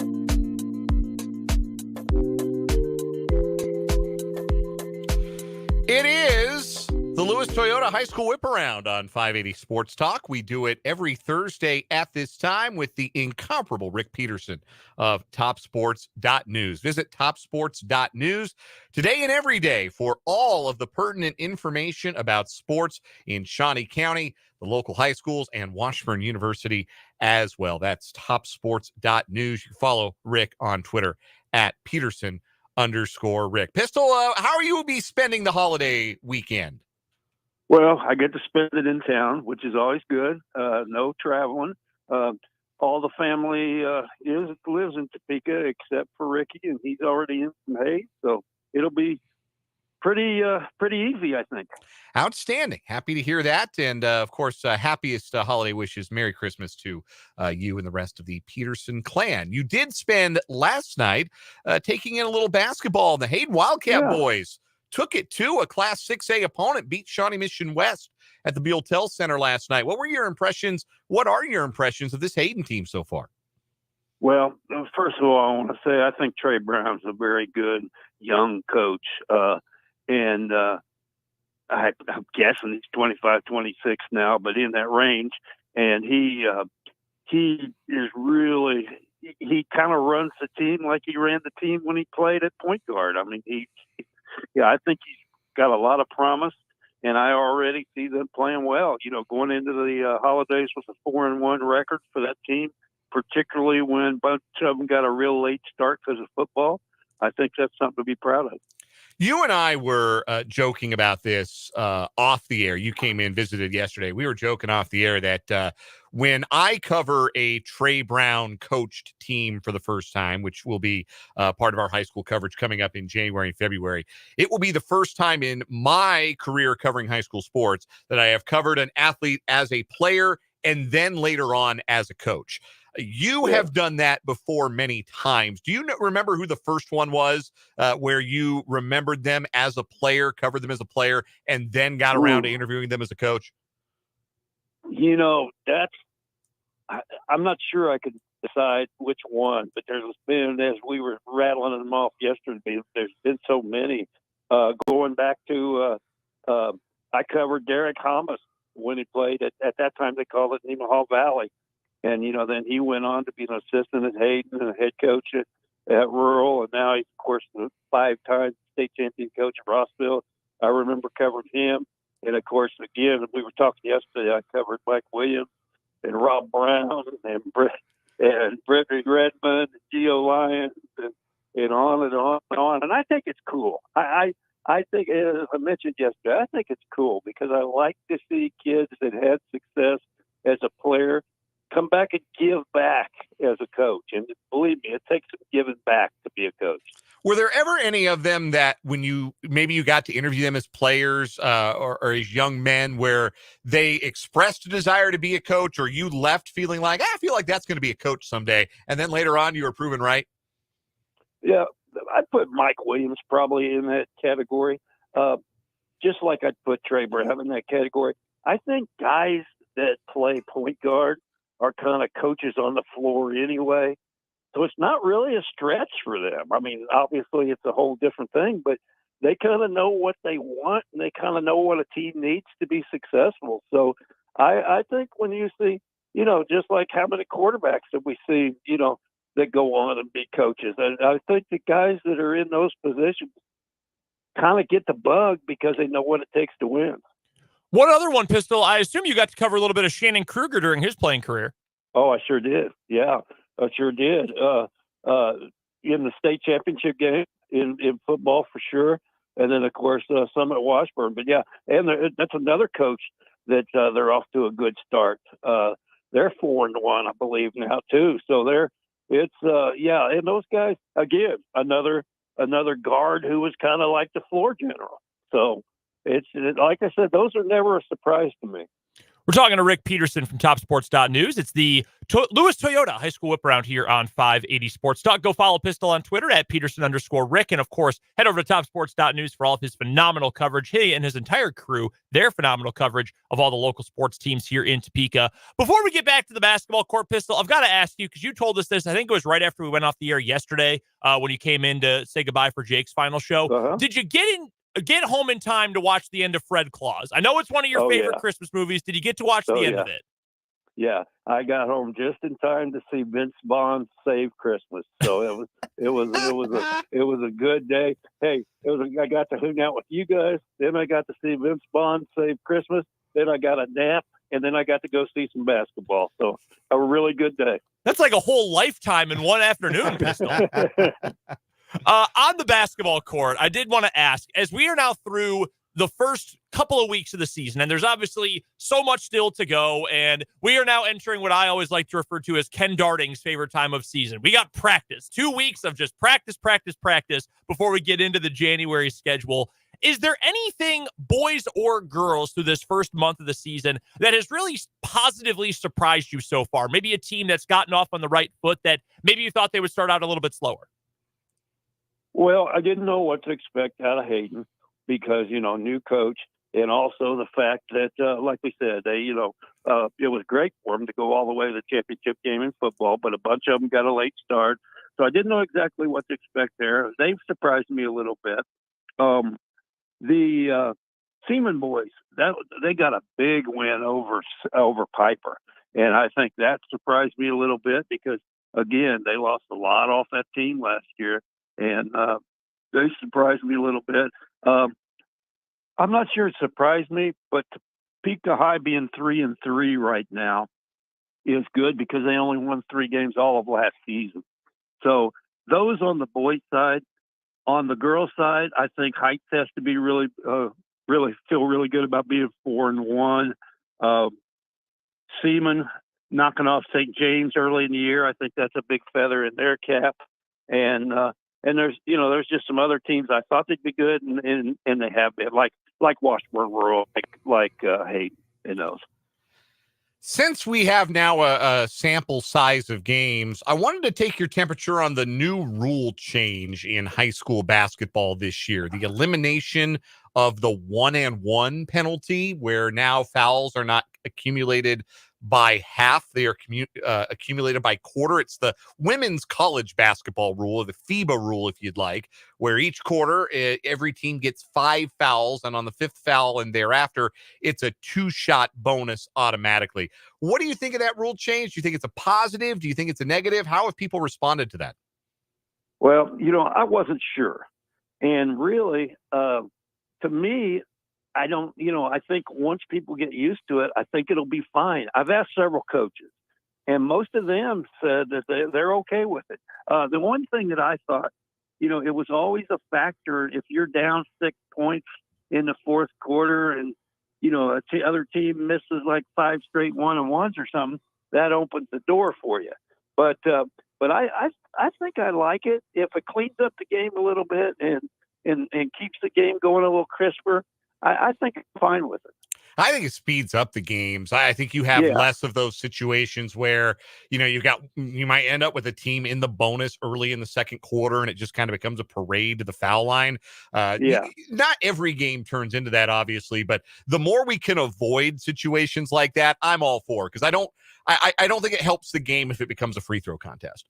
No, and I agree. And like I said, it's really the veteran coaches that I've talked to, the Dartings and the Bloomquist and some of those, and Bordewick, and they seem to be fine with it. I think if you missed the front end of the 1-1, you only got one shot, but if you only make one or miss both, it's the same thing. So you could still get back in the game if a team doesn't shoot free throws well, which frustrates the heck out of me. But you can still get back in the game. So I think it'll be fun.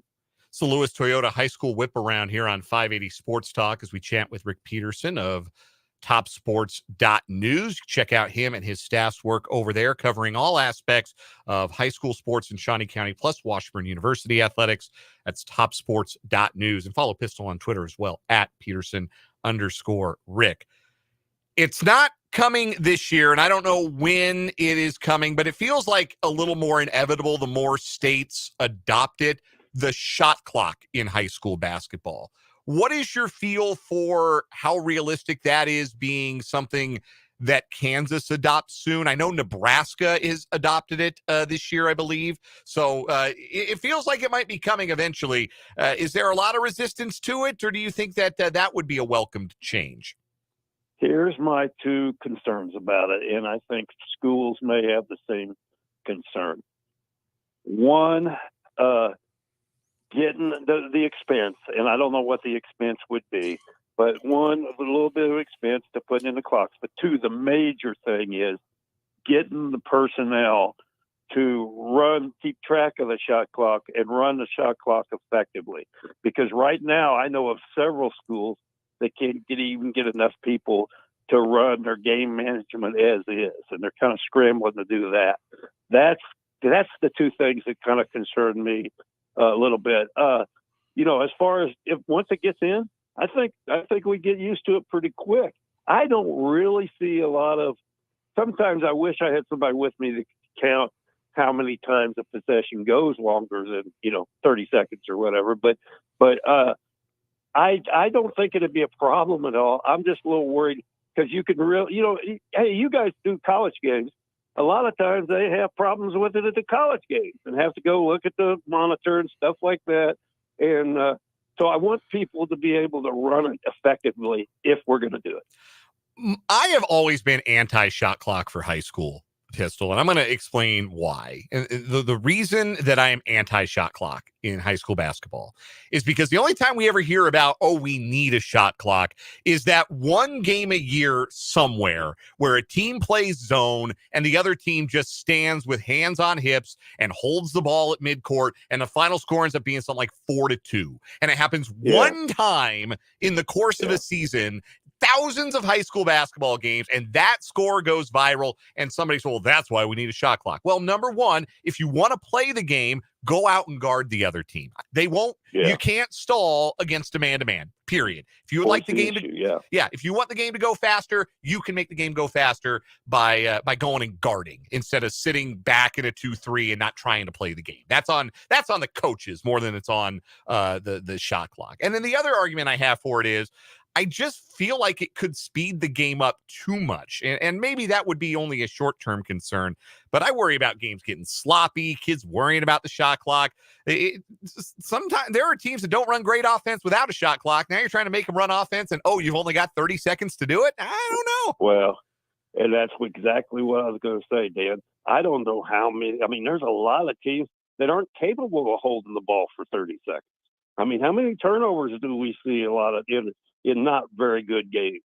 So I just think it would exasperate that. But I'm not one of those, I'm not thumping the book against it, but I'm also in no hurry. I mean, I think we've had a fine high school game for years and years, and I think we'll continue to have a fine high school game. And I'm not sure it would change it that much for the better. And if you do screw it up when you're trying to run it and, somebody gets cheated out of a game because somebody didn't do the shot clock right, then you're going to have more of a problem. So you two know a little bit about games that end controversially with a clock issue at the end of them from a few years ago. Speaking of going viral a little bit in recent years. No comment. Hey, Pistol, before we let you go, I wanted to get a quick thought on Washburn hoops. Really strong start for both Laura Westling's women and Brett Ballard's men. The men are 7-4. The women are 8-3. Both are 3-2 in league play. You and I were both out at the game against Northeastern State earlier this week. What have you thought about the way Washburn hoops has started the season? Well, first the women. It was January 26th last year before they got their 8th win. So, they're over a month ahead of schedule there. That's great for them. And then the Washburn men, they're 7-4. They could easily be 9-2. I mean, they lost a couple of one-possession games. If it just goes a little bit the other way, they win those games. So I think they're doing very well. I got to admit, I'm one of the biggest. I'm a big Jack Batchelor fan just for the way he handles himself and the way the whole family, has worked in their athletic careers and blah, blah, blah. But I didn't think he'd be that good right now. And the other night, he just took that game over in the first 5 minutes. Rick Peterson covers it all for topsports.news, local high school sports, Shawnee County High School sports, and Washburn University athletics. Check him out on Twitter at Peterson_Rick, and check him out on the Lewis Toyota High School Whip Around Thursdays here on 580 Sports Talk. Pistol, it's always a pleasure. Have yourself a Merry Christmas. Same to you guys. That is Rick Peterson. That is hour number 2 in the books. Come back with us. Matt Derrick, What is Wrong with You December Championship, and more coming up in the 4 o'clock hour on 580 Sports Talk.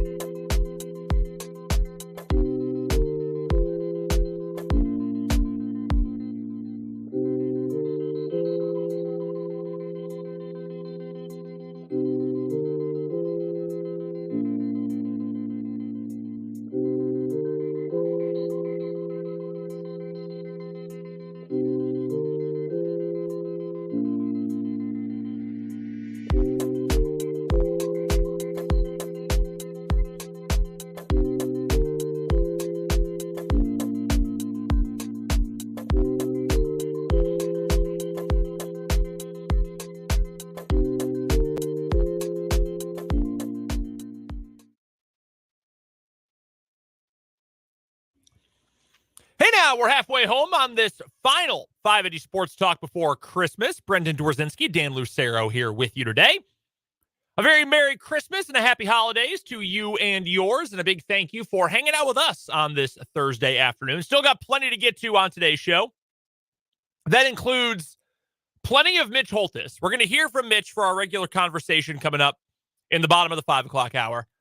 We are also in mere moments going to hear what might be the greatest moment of Mitch's entire career, which we will be hearing for the first time. We have never heard "'Twas the Night Before Chiefs Missed" before. We are about to play it in the next couple of minutes.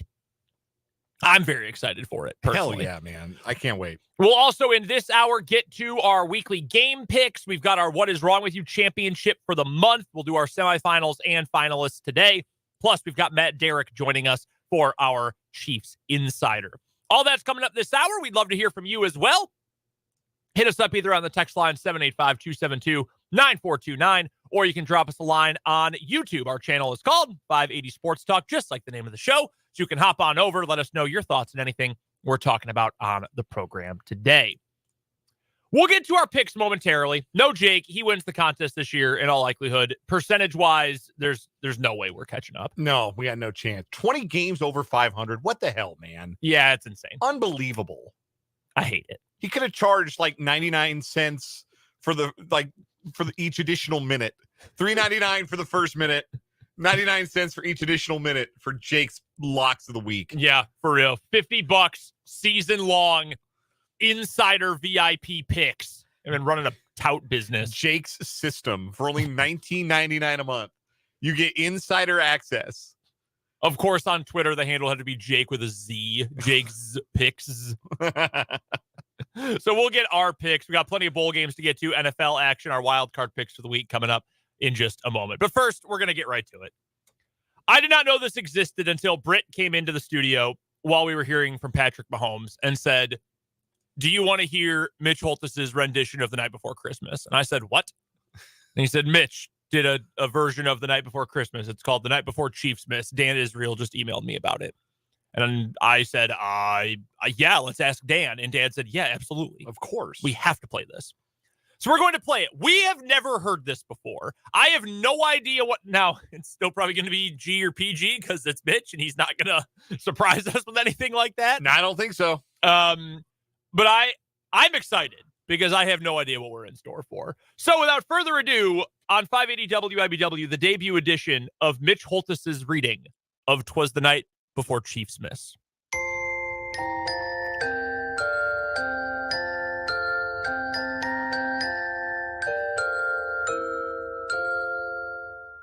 "'Twas the night before Chiefsmas, and all through the kingdom, fans were all dreaming about winning the big one. Our jerseys and sweatshirts were laundered with care in hopes that good luck would come with their wear. The refs were all nestled snug in their beds, with visions of penalties danced in their heads. And Mama Holthus in her robe and I in Chiefs getup were planning the broadcast for the very next matchup. The hour was late, and we'd both had some tea, so what happened next could well be a dream. But a noise caught my ear, and I jumped out of bed. I looked out the window to see a red sled. It was surrounded by men with helmets and gear, and in the sled seat, a man that would steer. With glasses and mustache and headset on head, I knew in that moment, it must be Big Red. His eyes had a twinkle and a look of great wisdom. He clearly had plans for pleasing the kingdom. But what happened next, I can barely explain, for suddenly on my lawn, a real football game. There were cheers for both sides, fans from both places. This wasn't Arrowhead, but somewhere like Vegas. The anthem was sung and the crowd was at peace. Well, until the end, when most exclaimed, "Chiefs." I rubbed my eyes and I rubbed them again. Am I seeing the future? Is this the big game? We won the toss and they took possession, but they came out strong, got a score, then a second. I started to worry. Is this a bad dream? These Chiefs were too good to fall to this team. We scored a few points, but I was still nervous. We've come too far to let this team hurt us. Our defense was fierce and held them from more, but we'd have to hurry if we were to score. The crowd still had faith in a win for our team. In fact, they were louder and starting to scream. The Chiefs were behind in the last quarter, but Big Red was shouting a series of orders. I could barely make out what he had to say, but from what I could hear, it was a trick play. The whistle pierced the air, then play began. I was so anxious. What was the plan? But in a few moments, it all would be clear. A play from now on, we'll call the reindeer. They both read the same, game and play clocks. The play would depend on some very good blocks. But worries were wasted, as soon you'll see. And we would do more than just put up 3. Let's go, baby! From Creed to Mahomes, then over to Kelsey, then back to Mahomes and Kadarius Toney. Those final few seconds felt like all day. 8 different players touched the ball on this play. Then as timers all fell to 0, Marquez Valdes-Scantling would be our new hero. He lay in the end zone with football in hand. The Chiefs, with this victory, are champs once again. Suddenly, my yard was just a yard, with only the sled. And preparing to fly it was a jolly Big Red. A Chiefs win on Christmas sure would be pretty. Merry Chiefsmas to all. And Touchdown, Kansas City! There is no one on earth like Mitch Holthus. That was amazing. I enjoyed that very much. That was fun. Very, very family friendly, very fun, very festive. Cooked the Raiders a couple of times in there. That was awesome. I'm so really glad good. Britt brought that to my attention today. That was really good. I love a good fairy tale. That was awesome. I have to ask Mitch about that. I want to know how long it took him to come up with all of that. I would imagine quite a while. Yeah. We'll ask him about that coming up at 5:35 today. Man, that is so good from Mitch. All right, with that, let's get to our game picks for the week. Now with Jake, out of the competition, Dan and I are actually fairly close. I am 3.5 games behind right now. 4 in the loss column, 3 in the win column. Dan got a push. Jake had 4 pushes this year for 5 total. How? He's on the number, man. Incredibly sharp. It's ridiculous. All right, college football picks. Let's start with the one we both have. We're going on opposite directions for this game. I've got Coastal Carolina as a 9.5-point dog, getting all that candy. Dan is on San Jose State in the Hawaii Bowl coming up on Saturday night as a 9.5-point favorite. Why are you taking the Spartans out on the islands? Because they have their quarterback and Coastal Carolina doesn't. It's as simple as that. Coastal Carolina wasn't a particularly great team this year. They weren't a particularly inventive offense. They won't have Grayson McCall for this game. San Jose State's going to have Chevin Cordero and an offense that really hit its stride. They scored some big wins late in the season. It was only a tiebreaker, an arcane tiebreaker that kept them out of the Mountain West Championship game. Playing better football, they're more intact team, and I think they're going to cruise in this game on the island. So I'm not worried about the McCall thing because he hasn't played since October anyway. I mean, the last time he played was against Arkansas State in a win back on October 21st. So he hasn't already been there. I don't love Ethan Vasco as a starter. You might remember him, the former backup at KU, who surprisingly transferred right before the season this year. Yeah. He is probably going to start this game for Coastal Carolina. Interesting profile in terms of the advanced metrics for these two teams. SP Plus, Bill Connolly's number over at ESPN, he's got San Jose State slightly higher than Coastal Carolina, pretty equal, but slightly better numbers for San Jose State. Meanwhile, the folks at Stats Inc., Stats Perform, they've got Coastal Carolina as like 9 points better than San Jose State. That's close enough or wide enough in the other direction between those two numbers that with a backup quarterback who's played a bunch this year already in Vasco, I'm going to go with Coastal Carolina. I think they get it done on the islands. This game is always hard to predict, though, because, body clocks and all of that. Probably easier for the West Coast team, but it'll be a weird one. We're on opposite sides, so one of us will gain a game one way or the other. Neither of these teams are good on defense. Like, No. there are going to be a lot of points in this game. It might be like a broadly smarter play to look at the total and maybe play an over, because it does feel like there are going to be a lot of points. But Coastal Carolina's offense was just pretty average, and San Jose State's was genuinely good. So I like their chances. I like their chances to win this one pretty convincingly. My other college football pick for the weekend. This is a team that you had action on a lot throughout the year. I'm going with Air Force plus 2.5 against James Madison. JMU has lost a lot. Like, their starting quarterback to the transfer portal. Tons of starters to the transfer portal. They lost their head coach. They lost 7 coaches who left along with head coach Kurt Signetti, who's now the head coach at Indiana. They had to backfill their coaching staff with temporary, like, freelance coaches for this game just to fill out their 10 on-field coaching roles. I think James Madison, as great as their story was all year, they have lost so much. I would love to see them win because it's a great story. Air Force is a great story too. Giving me points, even with the injuries that Air Force has sustained back half of the year, I'm going to take the Falcons in that one. So my other pick is the worst bowl game name. We decided the 68 Ventures Bowl. Do we know what 68 Ventures is? No. I was so appalled that they didn't actually have any other sort of name for it. It's an investment company. 68 Ventures. Okay. 68 Ventures Bowl, Eastern Michigan and South Alabama. The metrics love South Alabama in this game. They are 17.5-point favorites in this game. That line has moved since I made the pick this morning. Wow. I'll take the extra point. Eastern Michigan under Chris Creighton, 4-1 against the spread. This is a monster number for a bowl game. I think Eastern Michigan will come out motivated, and I think they will cover the 17.5-point spread. That is a huge spread for a bowl game. Monster number. I don't hate that pick. I think Chris Creighton is a stellar coach. I was all in for him being at least a candidate for the KU job when Lance Leipold ended up getting it, and I think he at least talked to the KU program. He's an awesome coach. I can't believe someone hasn't poached him away from Eastern Michigan at this point. I kind of like that one there. NFL, we're both going with our 2 NFL picks, plus our wild cards are from the NFL this week. I'm going with Green Bay, 4.5-point favorite against Carolina.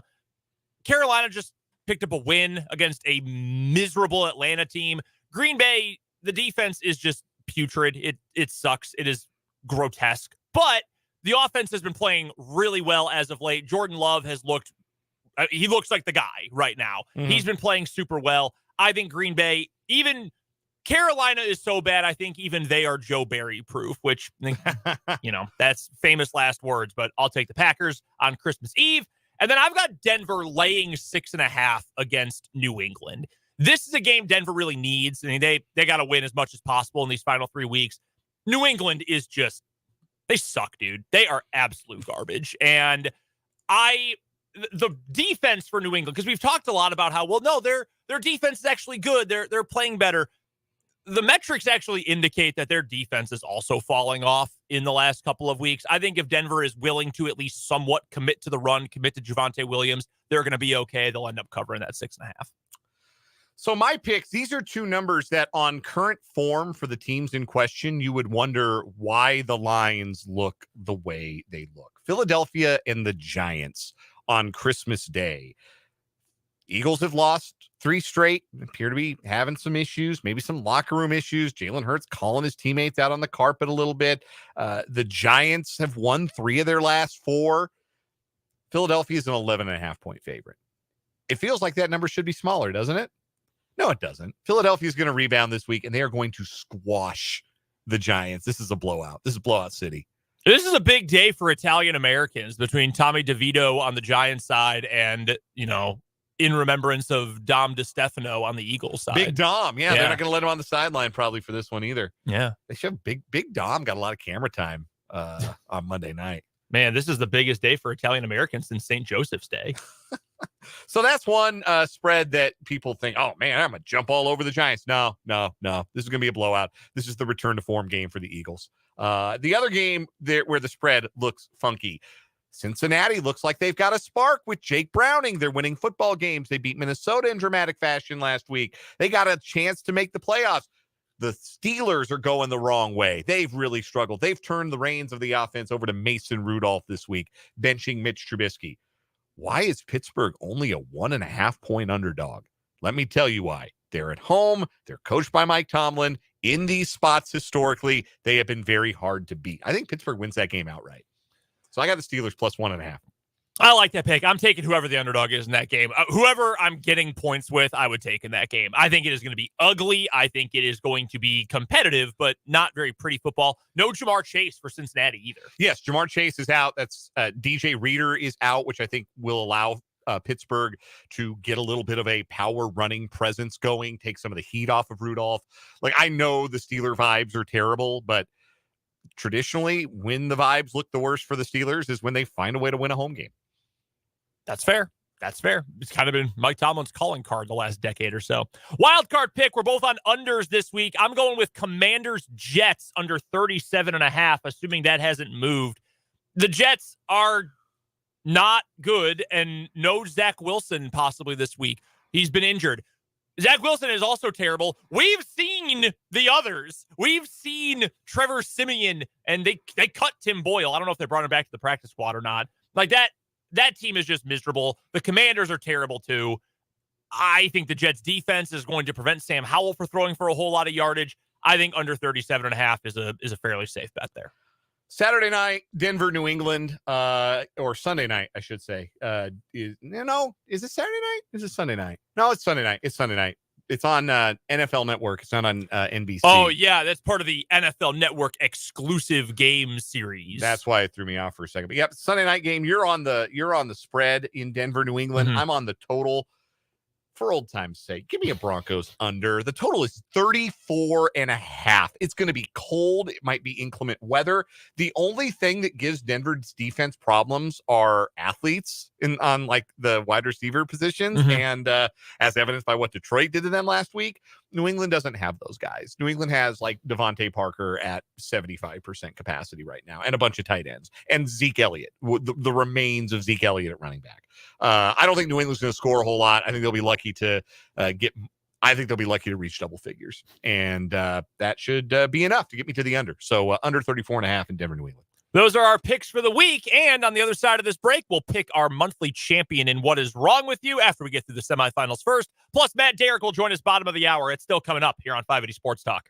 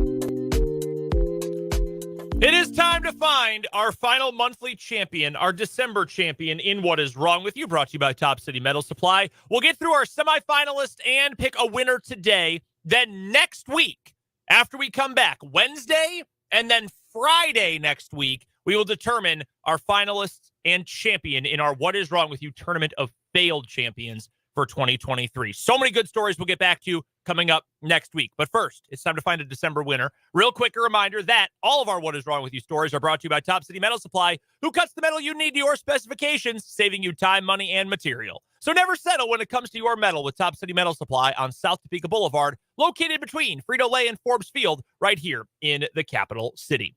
All right, semifinal number 1, Dan. I'll let you read this one. It was your story. Once you poop, you can't stop. This is the gentleman, the attorney from the state of Ohio, who was suspended by the Supreme Court for defecating into a can of Pringles potato chips and then tossing it into the parking lot of a crime victim advocacy center. The attorney in question, criminal defense attorney Jack A. Blakesley, said he wasn't targeting the victim advocacy center. Actually, he was just playing a prank that he does all the time. He says he's pulled the Pringles poop prank at least 10 times in the last year, but the court didn't buy it and said Blakesley purposely chose the Haven of Hope in Cambridge, Ohio as his drop zone back in November of 2021 because Blakesley knew the victim advocates at the center for years and was scheduled to see them in court 15 minutes after his deposit. At the time, Blakesley was representing someone accused in a capital murder case. So Blakesley was suspended from the practice of law for 1 year. He had been an attorney since 1976 and had no prior disciplinary action against him before he was suspended for the prank. Yeah, that's horrible, man. That's so much poop by your hands in a can. It's just, the whole thing is so gross. Yeah, I'm not thinking he probably didn't fill the can. I think he just God, I hope. I really hope not. Especially if it's one of those big ones. Okay, all right. I don't even want to picture that. All right, we're going to Memphis, Tennessee. For our second semifinalist here in this matchup, ex-boyfriend's bed is burning. We've got a 19-year-old woman, Derrick Wiggins, who is in the Shelby County Jail, or was jailed, and is facing a charge of aggravated assault and arson after police say that she intentionally set her ex-boyfriend's bed on fire while he, his new girlfriend, and her baby were all sleeping. Investigators say no one in the fire was hurt, which was extinguished before the firefighters arrived. The female victim said she heard what sounded like a lighter outside their bedroom door and saw someone looking through a crack in the door. Thought it was one of her boyfriend's brothers. She said she woke up to the comforter being on fire. The boyfriend said he was able to put out the fire and confronted Wiggins in the driveway. Police say Ring video also showed Wiggins entering and exiting the house. Investigators say the fire caused significant damage to the comforter and some smoke damage to the bedroom.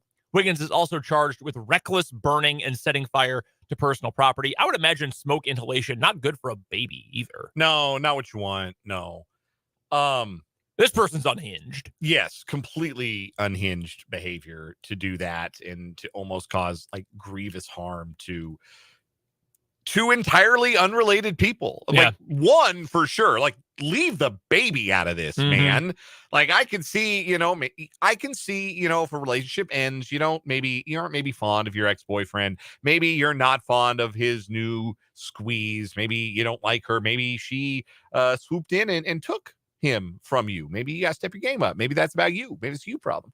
But it doesn't give you the right to set their bed on fire. All right, so we've got one lunatic, and they're both lunatics, actually, in this story. One is just gross. One is more violent. The guy pooped in a Pringles can. Decided that's what I'm going to do. See this? This is a perfect vessel to send a message written in feces. Yeah, I'm going to vote for that one. Yeah, it's so nasty, though. Ugh. All right, semifinal number 2. I will read the first one. The fake expired license plate. This was a Jake story, if I'm not mistaken, right? All right, a California woman was arrested after she was spotted with a handwritten fake license plate on the back of a stolen car. The arrest happened on a Friday morning in the town of Benicia, about 30 miles from San Francisco. 38-year-old Angel Bolton wrote the license plate numbers with a thick black marker on a piece of printer paper. Didn't even look license plate shaped. No. It was just printer paper taped with electrical tape, it appears, on the back of a Kia Rio LX, which had reportedly been stolen from Alameda. Quote, "We know we are not superheroes, but just FYI, this is not a way to get one over on us," the police department wrote on a Facebook post. She also, to make matters worse, wrote the wrong date on the counterfeit plate. Yeah, she wrote January 2023, which would have made her fake plates expired. The thing that's really galling about this, too, is like California's plates are the easiest ones to fake. Yeah. They're very straightforward. Write California in cursive, blue letters. And California in red. Yeah, Yeah, California in red, that's blue it. letter. Yeah, not hard. Not hard if you really want to put the effort in for a passable forgery. So the arrest charge for Bolton, possession of a stolen vehicle and possession of unlawful paraphernalia. That is our first contestant in this semifinal. Crime on top of crime on top of crime, usually very popular. And what is wrong with you? This story, our last semifinalist, the Christmas miracle on Lehigh Acres. Lehigh Acres, Florida mother is facing charges after she allegedly filed a false police report claiming Christmas gifts were stolen from her home. 39-year-old Shanna Hudson was charged with one count of making a false report. She originally claimed someone broke into her home in Lehigh Acres in November and stole all the Christmas gifts she just bought her children. However, it turns out that Hudson had them the entire time and was storing them at a family member's house. An anonymous tipster called that in. I can only imagine who that was. When deputies went to check, they found nearly all the gifts that were reported as stolen. This is particularly galling because Hudson had been interviewed on NBC2 and told the television, they took some clothes, 8 fishing pools. I wanted my kids to have a pretty much decent Christmas, but now they ain't going to have Christmas at all because some thief came and stole our stuff, and pleaded for whoever stole the presents to, quote, turn yourself in and bring us back our stuff so me and my kids can have a good Christmas. But they found all of the gifts at a relative's home. Yeah, have you thought about not committing a crime and maybe having a good Christmas that way? Yeah, maybe just have the best Christmas you could possibly have with the resources you have and not like trying to get, everything's a grift, right? Everything. This is a grift. This was, you're going to go TV, tell your sob story, and then the people of Springfield will give you $15,000 and you can go buy a car like the Simpsons did when Bart ruined their Christmas. Is this car worth $15,000? It is now. So both of these stories are people trying to get one over on police. I am going to go with our second semifinalist here, the Miracle in Lehigh Acres. Mm-hmm. And the reason why, the implication in this story is that someone close to Shanna Hudson turned her in. Yes. And that is what puts it over the top. The other woman, she was just so dumb and careless. She was never going to get away with that. No. This woman got turned in by someone who reported her to Crime Stoppers. The gifts, hidden from her own kids, hidden from the public, were at a family member's house. Someone she knew ratted her out. Somebody she knew saw her on the news. Like, all right, Shanna, not doing this. I'm sick of this. We're not standing for this GoFundMe act. So that's why that one gets the nod for me. Yeah, I'm with it. All right. That brings us to our final for the month. Once you poop, the fun don't stop. That is the lawyer who we believe is in his 70s, who pooped in a Pringles can many times and threw it at a victim's advocacy center. Or the woman who hid her presents from her children after buying all of them, reported them stolen, and wanted to be reimbursed. Have the gifts refunded, bought for her, etc. Now, she never said that out loud, but surely that was the hope. Of course. Behind her telling of the story was that the community would rally around this woman's children and save their Christmas. Yep. And then she would probably, I found the gifts. Oh my gosh, it's a Christmas miracle. As much as I do love that story and the echoes to one of the great Simpsons episodes of all time, Miracle on Evergreen Terrace. This guy who'd never been in a whiff of trouble in his entire legal career that dates back to the bicentennial year loses the ability to practice law for an entire year because he pooped into a Pringles can and threw it at a victim's advocacy center to send a message. And then his excuse was, actually, I do this often. This is just Jack being Jack. This is regular Jack behavior. This is Jack just being a silly goose. Nah, man. It'd be like, it'd make him look worse if he did it 10 times a year. He pooped in a Pringles can. He did. And threw it at a victim's advocacy. Do you think it was the original or the pizza? What's your favorite Pringle? I like the original. I'm an original fan. Barbecue for me. Those are good. Barbecue are really good. I can get down with that. I'm not a sour cream and onion guy. It's too chemically. Yeah, I'm not. I like sour cream and onion chips. Don't do it for me. Like I like the ones that are like a baked potato or like the the sour cream and cheddar is good. Our Pringles can pooper. That's the winner. I know I don't like that flavor of Pringles. That is our December winner, our final monthly winner for 2023. And What Is Wrong With You? The Pringles can pooper. What Is Wrong With You is brought to you by Top City Metal Supply. You guys, we love your support of What Is Wrong With You, and even stories like this guy. Metal cut to order when you need it. That's Top City Metal Supply on South Topeka Boulevard. Our yearly championship tournament comes up next week, starting on Wednesday. Right now, though, we have to get to a timeout. We owe you a conversation with Matt Derrick. He'll join us next on 580 Sports Talk.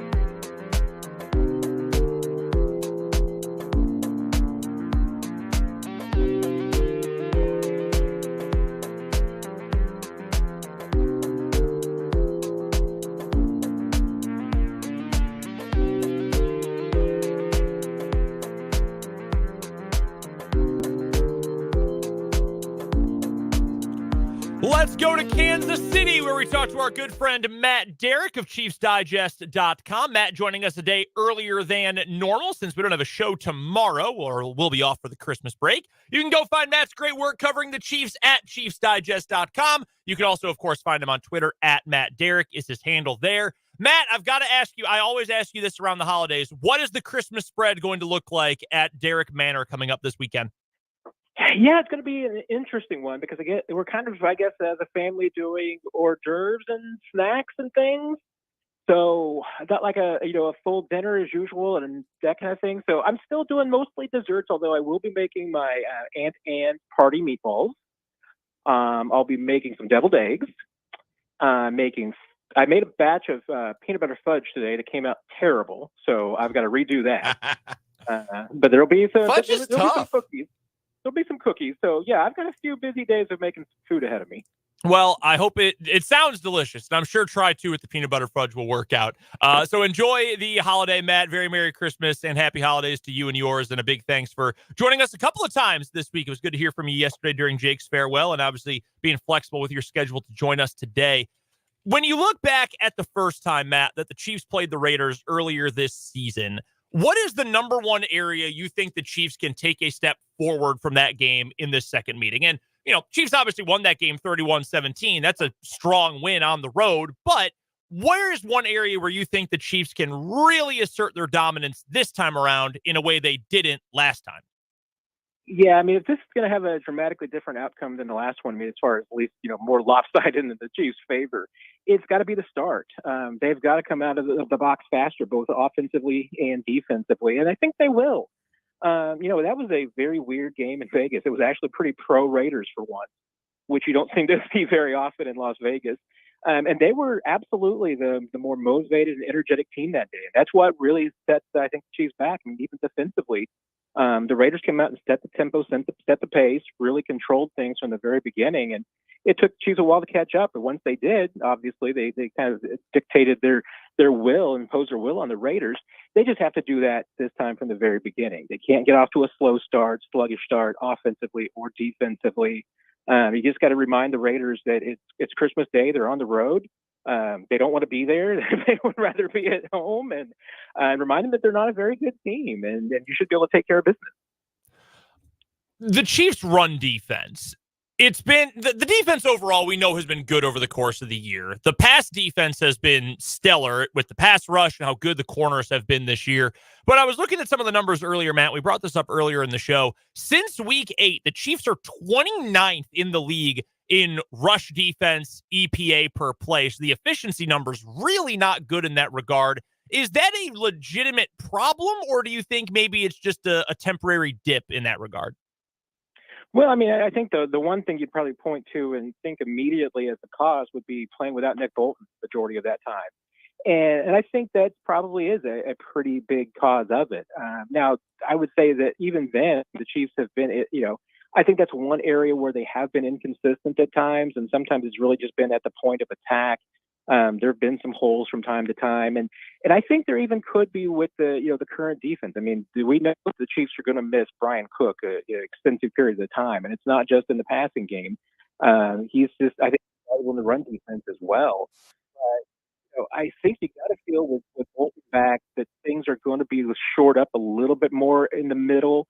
And even then, I mean, Drew Tranquil is a good player too, but I think that hey, Bolton's the better run defender, and so that I think is a big difference in and of itself. But that's probably the one area where the Chiefs defense has been inconsistent, though. And if teams, if they have a good, effective plan and they're willing to commit to it, they might be able to run on the Chiefs. But it's not going to be every week, and I think you have to have a certain special aspect to your run game, whether it's a good offensive line or good back or both. I don't think just anybody can go out there and run on the Chiefs, but this will be a good test because, obviously the Raiders had a lot of success against the Chiefs on the ground last time around with Josh Jacobs. This is an opportunity now that you do have Nick Bolton back to kind of measure it and see if, hey, is that a big key? And I also go back and circle back to the energy thing. I mean, run defense, a big part of it is energy. And it is, whether or not you're as fired up as your opponent. And I think that's one thing that the Chiefs, even defensively, have had trouble matching at times, has been the energy level of their opponent. I mean, it's December now. It's time that they should be the team going into the playoffs that has some dreams and hopes here. The Chiefs should be the more energetic team week to week, and it absolutely should be starting now. Matt Derrick of ChiefsDigest.com joins us on the Fleming Place Wine and Spirits hotline as our Chiefs insider here on 580 Sports Talk. Typically joins us on Friday about 3:30, but with no Friday show. Gracious enough to join us today at this time. Follow Matt on Twitter at Matt Derrick and check out his work at ChiefsDigest.com. Would you ever have thought that by December that A, Rashee Rice would be producing like a number one wide receiver, and that B, he would be playing at a level and producing at a level that makes you feel comfortable with him as a number one wide receiver here out of the box as a rookie? Yeah, I mean, the place where Rashee is right now, I mean, to me is beyond even, I think, reasonable expectations. I mean, I think even only the most rosy and optimistic expectations would have had him in this spot right now. Because, hey, my floor was kind of, where Sky Moore was last year. I mean, hey, if he comes in as a learning experience and it's tough for him, maybe he gets, 20 catches, a couple hundred yards. That's it. And the ceiling was really Tyreek Hill's rookie year. Hey, if it's really good, maybe he gets 600 yards and, as a piece that can get some, in the end zone from time to time, maybe, in the red zone, but he's become so much more than that. I mean, and some of it's been by necessity. They absolutely have needed somebody to step up. But over the last month, I mean, he's gone from just being a really nice receiver to a potential number one to playing like a Pro Bowl caliber wide receiver. His numbers over the last month are just spectacular. And, hey, all it takes is one bad game, one game where maybe you're not in the rotation or the ball just doesn't come your way. And his numbers look a little bit more, normal. But I just don't think that's going to happen. I mean, I think these next 3 games, he's going to continue to get the football a lot. And we're probably going to be looking back and saying, hey, those last 7 games of the regular season, Rashee Rice was, in essence, a true number one. And there's no doubt, I mean, that he had the talent. That's why, I had been saying for a while, does the Chiefs wide receiver room have a true number one receiver? A couple of months ago, I was saying no, but maybe one day Rashee Rice will be a number one receiver. I'm ready to start saying he might be there. I mean, obviously we need a little bit more body of work, but clearly he's got the talent. But he might already be there. That's I think beyond even the most wildly optimistic expectations for Rice to be there that quickly in an Andy Reid offense. No Sky Moore for a while. He's been placed on injured reserve. Kadarius Toney didn't practice today with an injury. Richie James only got 2 offensive snaps last week, but turned one of them, his lone target, into a 17-yard catch and run. Could we see more of Richie James in the offense here down the stretch? Is there a fit for him? I think there absolutely is. And, and Andy Reid at least said Monday, and, kind of reiterated today, he's going to get more than 2 snaps. Now 3 is more than 2, but I think Richie James needs a lot more than that. And I really haven't understood how they've been managing his time from the beginning. I mean, obviously he had the injury, but even the first couple of weeks of the season, I really didn't understand why he wasn't in the top 3-4 rotation of this team. I mean, his hands are good. He's a consistent player. And there's more movement to him than I think a lot of people give him credit for. And you saw that, I mean, given the limited opportunity, 1 catch, 17 yards. I mean, it was an impressive play. With that room struggling as it has been, I just don't know why that they have not given him more opportunities. I don't know if he hasn't been clicking or they've been waiting for him. He needed to be healthy. I'm not sure what it's been.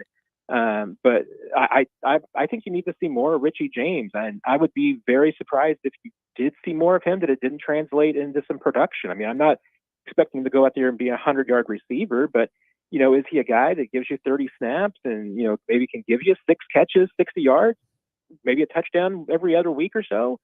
I think he's got that potential. And right now, is there anybody else in that receiver room that you can say that about? I mean, I think you got to figure out, especially what you got with Richie James, before you get to the playoffs, because I think you might need him. We're chatting with Matt Derrick. He covers the Kansas City Chiefs for ChiefsDigest.com. You can find him on Twitter as well, at Matt Derrick. He joins us usually on Fridays at the bottom of the 3 o'clock hour for our Chiefs Insider, but was kind enough to join us on Thursday this week on the Fleming Place Wine and Spirits hotline, I should mention. To build on that, Matt, and I know I asked you a similar question specifically regarding the tight ends and Noah Gray earlier in the season, but knowing how much the wide receiver room is struggling outside of and sometimes including Rashee Rice, why not go a little bit heavy or, go a little bit more, steer into a little bit more 12 personnel or 21 personnel, getting those running backs in the passing game a little bit more, deepening the screen game, using the tight ends a little more. Help, Jerick McKinnon and Clyde Edwards-Helaire both had touchdowns a week ago. Why not try to use them a little bit more to open up the passing game? Yeah, I know that's been a popular thought. I've heard a lot this week. It's been especially after the game that Clyde had last week was, can't you go back to like Super Bowl week last year and start using Clyde as the Z receiver, and use him in the slot? I mean, it's possible, and hey, multiple backfield possible. I mean, I wouldn't. Nothing would surprise me with Andy Reid that he could certainly put some wrinkles in. Nothing that I think they would dramatically change, but a play here, there, or two of some 21 personnel, or I just even split out. I mean, I think it's a possibility. You're not going to see it dramatically, but to your first point, especially, I mean, I think you did see a lot more 12 and 13 personnel. At least it seemed like it this weekend against New England. And if I were the Chiefs, I mean, I would be, they have been going with 6 and 7 wide receivers sometimes active on game day. I'd almost be tempted to go the other direction, like you've suggested there. Maybe, hey, bring up Matt Bushman from the practice squad for 1 week and see what really goes if you went tight end heavy. Because I think back to so many things that Andy Reid did in Philadelphia, and with the 4 tight ends that 4 tight ends on the roster on game day, you could do a lot more 12 and 13 personnel with moving guys in and out. And I put this with a kind of an asterisk that maybe I don't know how many snaps you want to give to Blake Bell in passing situation. I mean, I think I would rather have somebody like Matt Bushman out there instead. But and then you get the Noah Gray question. Does Noah Gray get enough work?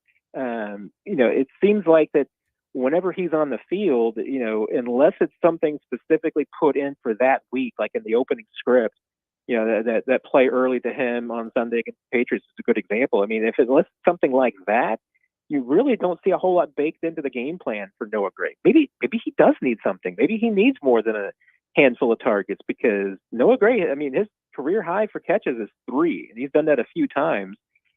It sure seems like that maybe he's got the potential for more, but it's never going to happen in the Chiefs offense unless he is the primary target a few times. Because normally if he's on the field, the ball's still going somewhere else. I mean, it's designed to go to Travis, or it's designed to go to a running back or another receiver. There's not a lot specifically designed for him, but I think I'd like to see something planned for him later in the game. Not enough, nearly enough work for Noah Gray. Clearly, the Chiefs have some sort of anti-type 1 diabetic bias, and it hurts me to my core that I have to say that out loud. Matt, we've got just about a minute left here before we have to get to a break. So 2 real quick questions for you. Number 1, yay or nay on Christmas Day football? I guess I'm yay. I mean, I kind of like the option of it. I think I'd still rather it be like, if you're going to do it like 3 and 7 o'clock rather than noon. But that's just because I have to work that day. So. All right, last one I've got for you. The broadcast teams for the game. CBS, you're getting Nansen Romo and Tracy Wolfson. But if you were watching the game at home, would you rather watch and listen to them or Raphael and Donatello, the Teenage Mutant Ninja Turtles on Nickelodeon? Oh, I would have to check out the Ninja Turtles for sure for just a few minutes. I don't know how much I could take of it, but I would definitely. I mean, and there's a chance they win me over. I mean, there's a chance I'd be watching the whole game on that. But I'd have to listen for a little bit. Hey, if Tony Romo has one of those games where he's just on one the whole time, I might stick with Nickelodeon the rest of the broadcast too. Matt Derrick joins us every week to break down the Kansas City Chiefs. He is our Chiefs insider from ChiefsDigest.com. Check out the website for the best coverage of the Kansas City Chiefs. Go find Matt on Twitter as well, at Matt Derrick. Matt, we appreciate the time as always. Thank you for being flexible with the schedule. Merry Christmas to you and yours, and we'll talk to you next week. Absolutely. You guys are the best. Happy holidays, everybody out there. Take care. That is the one and only Matt Derrick joining us here on the show. We have to get to the news, but when we come back, we'll start off the final hour with our 580 Sports Talk headlines.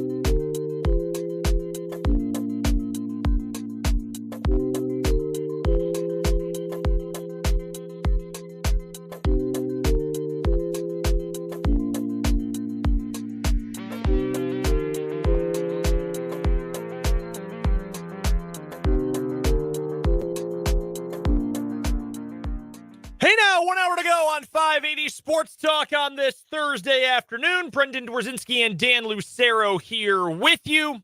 Our final show before Christmas. Merry Christmas and happy holidays to you. Thank you for spending some of your pre-Christmas week with us. We're off tomorrow. We're off Christmas Day, and then we're also taking the 26th off. So once we go off the air today at 6 o'clock, Dan and I will rejoin you for 580 Sports Talk coming up on Wednesday. So 6 days from now, that'll be the 27th of December. We'll have a bunch to get to that day. Tim Fitzgerald for some bowl preview. We'll do some KU Bowl recap with Michael Swain. We'll hear from Andy Reid, Patrick Mahomes, all sorts of good stuff coming up. That is Wednesday when we return from our break here on 580 Sports Talk. We're still taking your texts throughout the show, 785-272-9429. Your YouTube comments, welcome as well. YouTube channel is called 580 Sports Talk. Check out the live video stream. It's up there every single day. Yesterday, our farewell show for Jake, one of our most watched episodes on YouTube ever. So we appreciate you guys for hanging out with us on what was a very special, albeit somewhat somber day for the show. All of our video content, past shows, game recaps, all that can be found over on our YouTube channel, 580 Sports Talk, including later tonight, Dan Lucero will be on camera for a little K-State, Wichita State recap. Wildcats versus Shockers from the T-Mobile Center in Kansas City at the T-Mobile Center. Did I say T-Mobile Center twice? Maybe. Okay, I think I did, and I sort of blanked on the first one. It's fine if you did. Yeah, so Kansas City tonight, 7:30 tip-off. Pre-game begins at 6:30. You'll be able to hear that right here on 580 WIBW. This hour of 580 Sports Talk, before we get there, we've got our headlines in just a moment. We'll get you a quick preview of KU tomorrow, K-State tonight.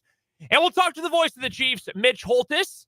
I'll get his backstory on why the night before Chiefsmas exists. I'm glad it does. That's not a negative. I'm so glad it does. I just want to know where the inspiration came from this year. So we'll get to that later on this hour, plus your texts and your comments on the YouTube stream.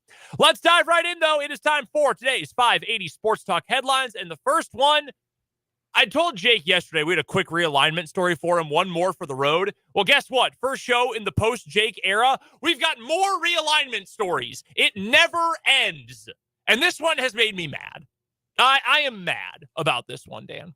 According to multiple outlets, including both Andrea Adelson at ESPN.com and Brett McMurphy at the Action Network, Florida State has called a special board of trustees meeting for Friday morning, tomorrow morning, when the school is expected to officially begin the process of pursuing an exit from the Atlantic Coast Conference, the ACC. Now, according to McMurphy, the school has not notified the ACC of that intention. Bylaws for the conference require teams to provide at least 1 year's notice, so the earliest that Florida State could leave would be June 30th of 2025. To leave the conference, Florida State would have to pay an exit fee estimated at $120 million and navigate a way out of the ACC's supposedly ironclad grant of rights. That agreement runs through 2036. That could, according to Brett McMurphy, cost FSU up to an additional $360 million. That is why lawyers are getting involved. We've heard about that ever since the playoff snub, right? Really, we've heard about that since the summer when Florida State said, hey, we've been carrying the load for ACC football for years, us and Clemson. We should get more money. And the ACC said, no, probably not going to happen. Then they went and backfilled with Stanford and Cal and SMU because they knew that they were at risk of losing some members. And we heard about lawyers then. Then Florida State got snubbed from the college football playoff, and that has become an embarrassment for the politics of Florida. Govern your state. Stop worrying about sending angry open letters to the playoff committee. Give me a break. And now this. We've lost the point completely of college sports. Yes. We have lost it entirely. And I think for me, I feel comfortable both saying, I think the new Big 12 looks like a fun league in football and basketball. No elite brands in either, but a lot of fun teams, fun coaching, good players, cool cities, very even competition. Oh, definitely at least one elite brand in basketball. Well, yeah, for football specifically. Yeah. Basketball, lots KU, of elite, lots Arizona, of elite brands. Yeah, a lot of it. Houston has been in that camp recently. K-State has had historic success. Cincinnati's had historic success. Yeah, Cincinnati's a great historic program. Basketball is going to be awesome. But at the same time, and And I guess the Big 12, at least sort of, kind of vaguely has sort of a blob of regionality. But then there's West Virginia. There's UCF. Yeah. You're going further and further west now. The Big 10, that's a joke. It expands coast to coast from Rutgers to Oregon and Washington. The SEC has expanded bigger and bigger. I mean, the ACC is already a joke with SMU and the 2 California schools. We've lost the point completely.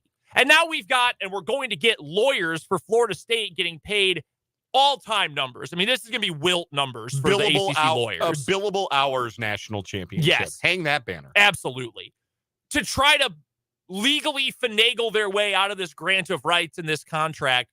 So Florida State can what? And according to McMurphy, okay, FSU currently has no official offer to join another league, but is expected to be highly sought after by either the Big 10 or SEC, while the Big 12 is also a possibility. Man, I can't wait. I cannot wait for conference matchups between Florida State and Iowa. Man, that Knowles trip to Provo, all-timer. That's going to be nuts. Florida State versus Oregon, high-profile game. Week 6 Big 10 matchup.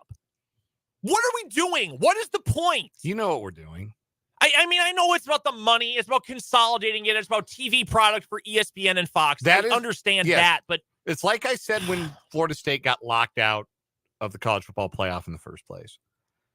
For too long, nobody was in charge of college football. And now people have taken control of college football. And those people are the network executives, because what they see college football is a product that people will watch on television, that they can sell to advertisers, and they can all make a whole lot of money. There is a whole lot of money in television rights for big time college athletics, particularly big time college football. And this all seems pointed toward one place. Chip Kelly even spoke this out loud in a press conference last week. We are going to get to a point where big time college football is just about indistinguishable from the NFL, where you have 2 conferences and they are spread coast to coast. There's no real rhyme or reason as to why one team is in one conference and why one team is in another conference. I guess there's like a little bit of NFC and AFC tradition, where NFC is mostly the old NFL teams. Mhm. The AFC is generally, the AFL teams and some switchovers. But like, that's what we're getting. That's what college football, that's what big time college football is going to be. And I don't know where they're going to cap membership. If it's going to be 20 teams, if it's going to be 40 teams, if it's going to be 64 teams, what we're going to end up with. But that's where we're going. And that's what college football is going to look like. It will have nothing to do with what college sports were about in the first place, which was representing your school against peer institutions in your part of the country. Like, that was the whole point of conferences. That was the whole point of college sports, was not to be the national champion or win the college football playoff. The point was to beat the schools that were in the same state as you, beat the school that was down the interstate from you, and have those regional bragging rights for the next 365 days. That's why college football got popular. The people in charge of the sport now don't see any of that. They just see that it is popular, that people watch Alabama games and LSU games and Michigan games and Ohio State games and Georgia games and Oregon games, and they would like to put those games on their television. But they don't want to put games on television when Oregon plays teams that people don't watch, like Cal, like Oregon State, like the non-conference G5 games du jour. People aren't watching those, but people watch when Oregon plays Washington, and people are going to watch when Oregon plays Ohio State, and people would watch if Oregon played Florida State as a matter of course, as a regular season game. People will watch it, so that is what the networks want, and that is where the money is. And these college athletic departments, who are so swollen spending-wise that they need to chase more and more, that the arrow has to keep going up and to the right. That is the problem with all sports now, is that we are stuck chasing the arrow going up and to the right. And if it ever stops going up and to the right, oh my God, we might have to scale back. Oh my God, we might not make as much money as our predecessors. Golf Pro golf is chasing up and to the right. You know where that has gotten them? People don't give a damn about pro golf anymore because there are 2 leagues, and one of them's a joke that nobody watches, but they got half the good golfers. That's not good business. This here, what we are seeing happen to college sports, college football, it is not good business in the sense that it does not make the fans happy. I don't think in the end it makes the schools and the coaches and the players particularly happy, but it fills the bank accounts. It fills the pocketbooks. That is where we are going. And I don't know. That's not where we're going. It's where we are. Yes. It's happening. And we're only going further. Right. We're only chasing that arrow up and to the right. And maybe there's an end game here that will be good for other college sports, that we can return to a semblance of sanity, that in the end, when we do have 40-team super college football league on CBS and Fox, just like the NFL on Sundays, maybe sanity will arrive and the athletic directors will say, you know what, this is great and we're making lots of money off of this. But if I'm the athletic director at Stanford, I don't need my softball team playing Boston College. I don't need my women's soccer team playing Miami. Let's get back to playing our regional opponents. Let's get back in these other non-revenue sports to the soul of college athletics. Let's do that. Maybe there's something there in the long haul. Boy, we better hope so. I have 2 thoughts here. One, my ideal scenario, 3 thoughts, I guess. My ideal scenario, the 40 teams, the biggest 30, 40 teams, whatever, from the Big Ten and the SEC, and throw in Florida State and Clemson, go. Make your own thing. Those football programs, remove yourselves from the NCAA, become your own thing. That is the College Football Alliance, CFA, sponsored by CFA, Chick-fil-A. Boom, there's your number 1 brand sponsor. Put those games on ABC and ESPN and Big Fox. Fine, do it. Reorganize the remaining FBS teams, Power 5, G5, hell, throw the FCS in there, reorganize that. That is Division I football. I don't care if those games have to be streamed. I don't care if they're on TBS. I don't care if they're on Nat Geo. I don't care. And realign it that way. And trust me when I tell you, if you feel like, well, my school might get boxed out of that. And if you're a Kansas and a Kansas State fan, you are right to be afraid that your football program will be boxed out of the College Football Super League, because that will be what happens. But I promise you, when it comes down to it, you won't care any less about your college football program if it's not chasing the big pie in the sky thing that's on all the networks, because you're going to get back to playing the teams you hate. And that's, at the end of the day, the beauty of college football is that every weekend you're playing a team you got history against and you hate them and you want to beat Oklahoma State and you want to beat KU and you want to beat Iowa State. And you get charged up for that, and you'll fill Bill Snyder Family Stadium, and you'll fill Memorial Stadium for that, because that's what matters, not this pie-in-the-sky TV exhibition crap at the end of every season. What matters, the soul of all of this, is beating your regional rival. That is what has made college sports great for hundreds of years, and it's what will keep it being something that is important to the schools that get left out of the big money mix. 2 real quick things, because we got to move on because we got more headlines. Number 1, you made the point about maybe if football splits off and this big, college football super league does become a thing, which I do think at one point it will, maybe the rest of the NCAA and the rest of college sports regain a little regionality. I have a much more pessimistic view about that, because what happens if and when that works? And then it becomes, we already have our football programs here. Our school presidents and chancellors and athletic directors, they're all in alignment on football. What about the wintertime?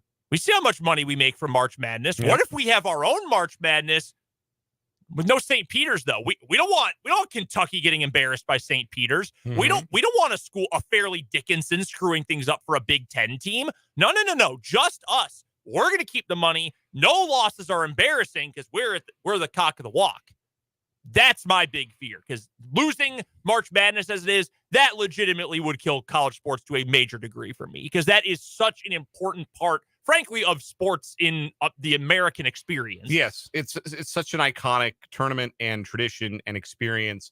And yes, the big schools would like to keep all of the riffraff out, 100%. They would love to not include the champion of the Atlantic Sun Conference. And if you give them an inch, they will take that mile. Greg Sankey has already said he wants to do it, and he's the most powerful man in college football. And the coaches, at the end of the day, they want to do it too, because you know what helps you keep your job? Making the NCAA tournament.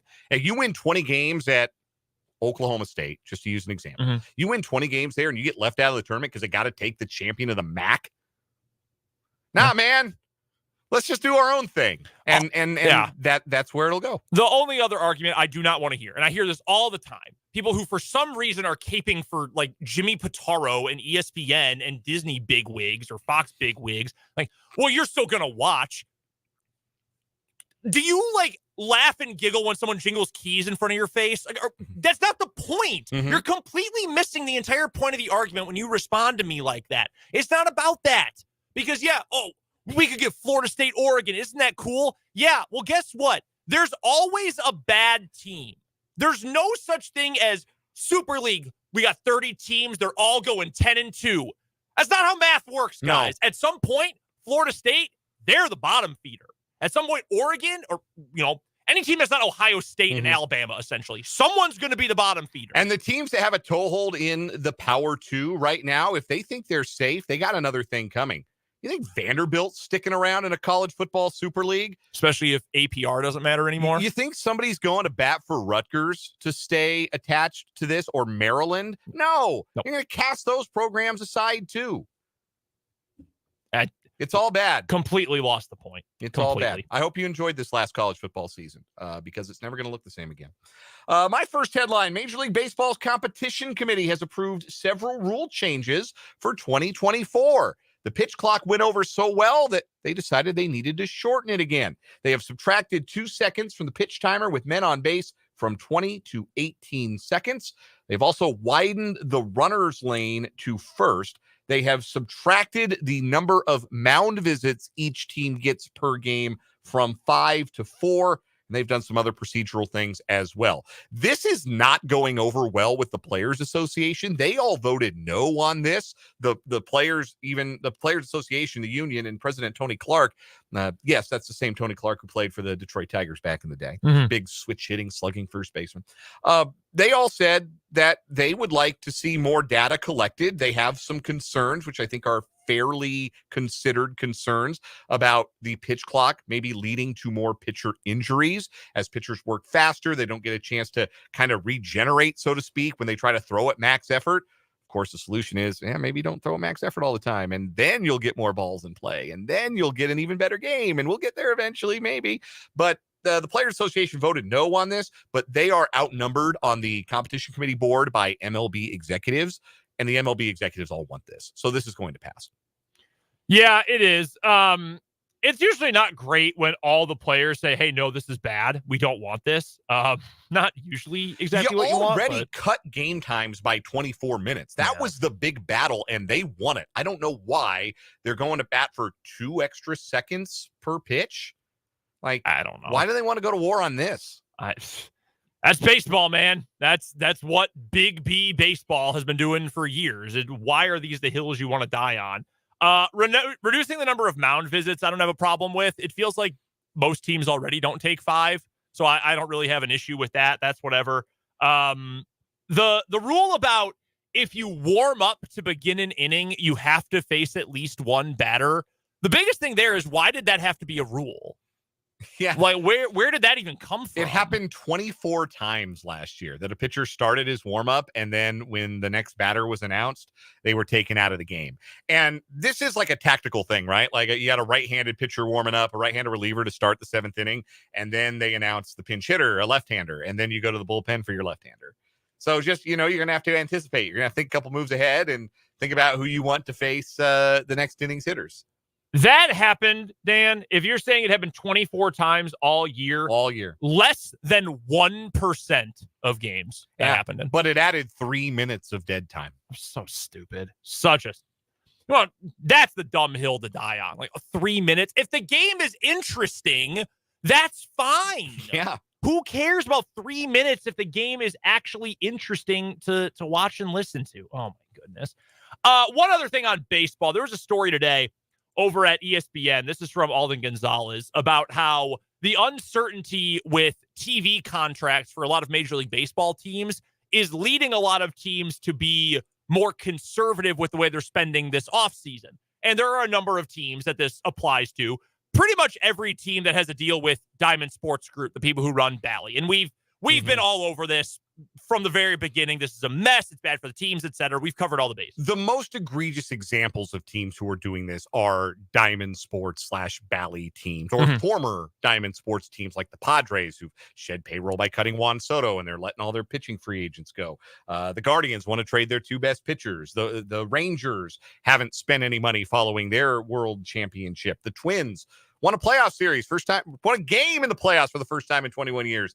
They're not adding to their team, and they've lost their 2 best pitchers. Those are all Diamond Sports Group teams. You know who else is? The big spenders in Kansas City. And that's why this bothers me. I saw it brought up through a Mariners lens on my Twitter earlier today, because I try to follow the Mariners, and they're my wife's team. I watch plenty of Mariners baseball. And they're using this excuse that, well, we don't know because they've got not Bally Sports, but Root Sports, owned by Warner Brothers. Warner Brothers They're getting out of the Discovery. biz. Yeah. The whole thing. And, we don't know what that's going to look like. They're taking over ownership of that network in-house, and what is that going to look like? We don't know what the money will do. Y'all ain't spending anyway.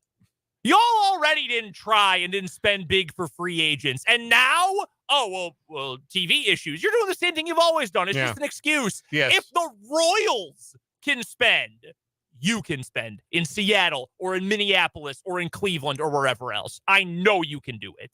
There's also a tidbit in this story from Alden Gonzalez that there will appear to be a third team that will have their TV rights controlled by Major League Baseball. We mentioned the Padres are one of those that were dropped mid-season by Diamond Sports Group last year. The Diamondbacks were the other, and Diamondbacks have spent some money this offseason. Yeah. Added Eduardo Rodriguez. Brought back Lourdes Gurriel. So both of those teams had their games blackout free on MLB TV and were placed on separate channels for cable subscribers in those metropolitan areas and really statewide for Arizona. It looks like a third team is going to join that mix. The Colorado Rockies don't have a TV deal right now. They were a Warner Brothers Discovery Root Sports team and have been kind of left out in the cold a little bit. So sources are saying that the Rockies will be the third team of the 30 to have their broadcast rights wholly controlled by Major League Baseball. In a related but actually not related story, the Rockies have spent no money on free agents. No more Goodman? I should be so lucky to not have Drew Goodman in my life anymore. The worst play-by-play guy in baseball. Oh, my God. That'll do it for today's 580 Sports Talk headlines. Dan is on his way to Kansas City for some K-State hoops. That's right. I'm going out to see K-State and Wichita State tonight. So this is my early final word. Merry Christmas, everyone. Have a wonderful and safe and joyous holiday, and enjoy the sports, or don't. If you'd rather just enjoy the family time, I totally understand that as well. But Merry Christmas, y'all. I hope for nothing but good things under your tree and in your stocking, and look forward to talking to you after the holiday. Dan, Merry Christmas. Enjoy the game tonight. We will see you coming up next week. We've got another half hour of 580 Sports Talk to come. We'll talk a little college hoops, and we'll talk to Mitch Holthus. Still coming up this hour on 580 Sports Talk.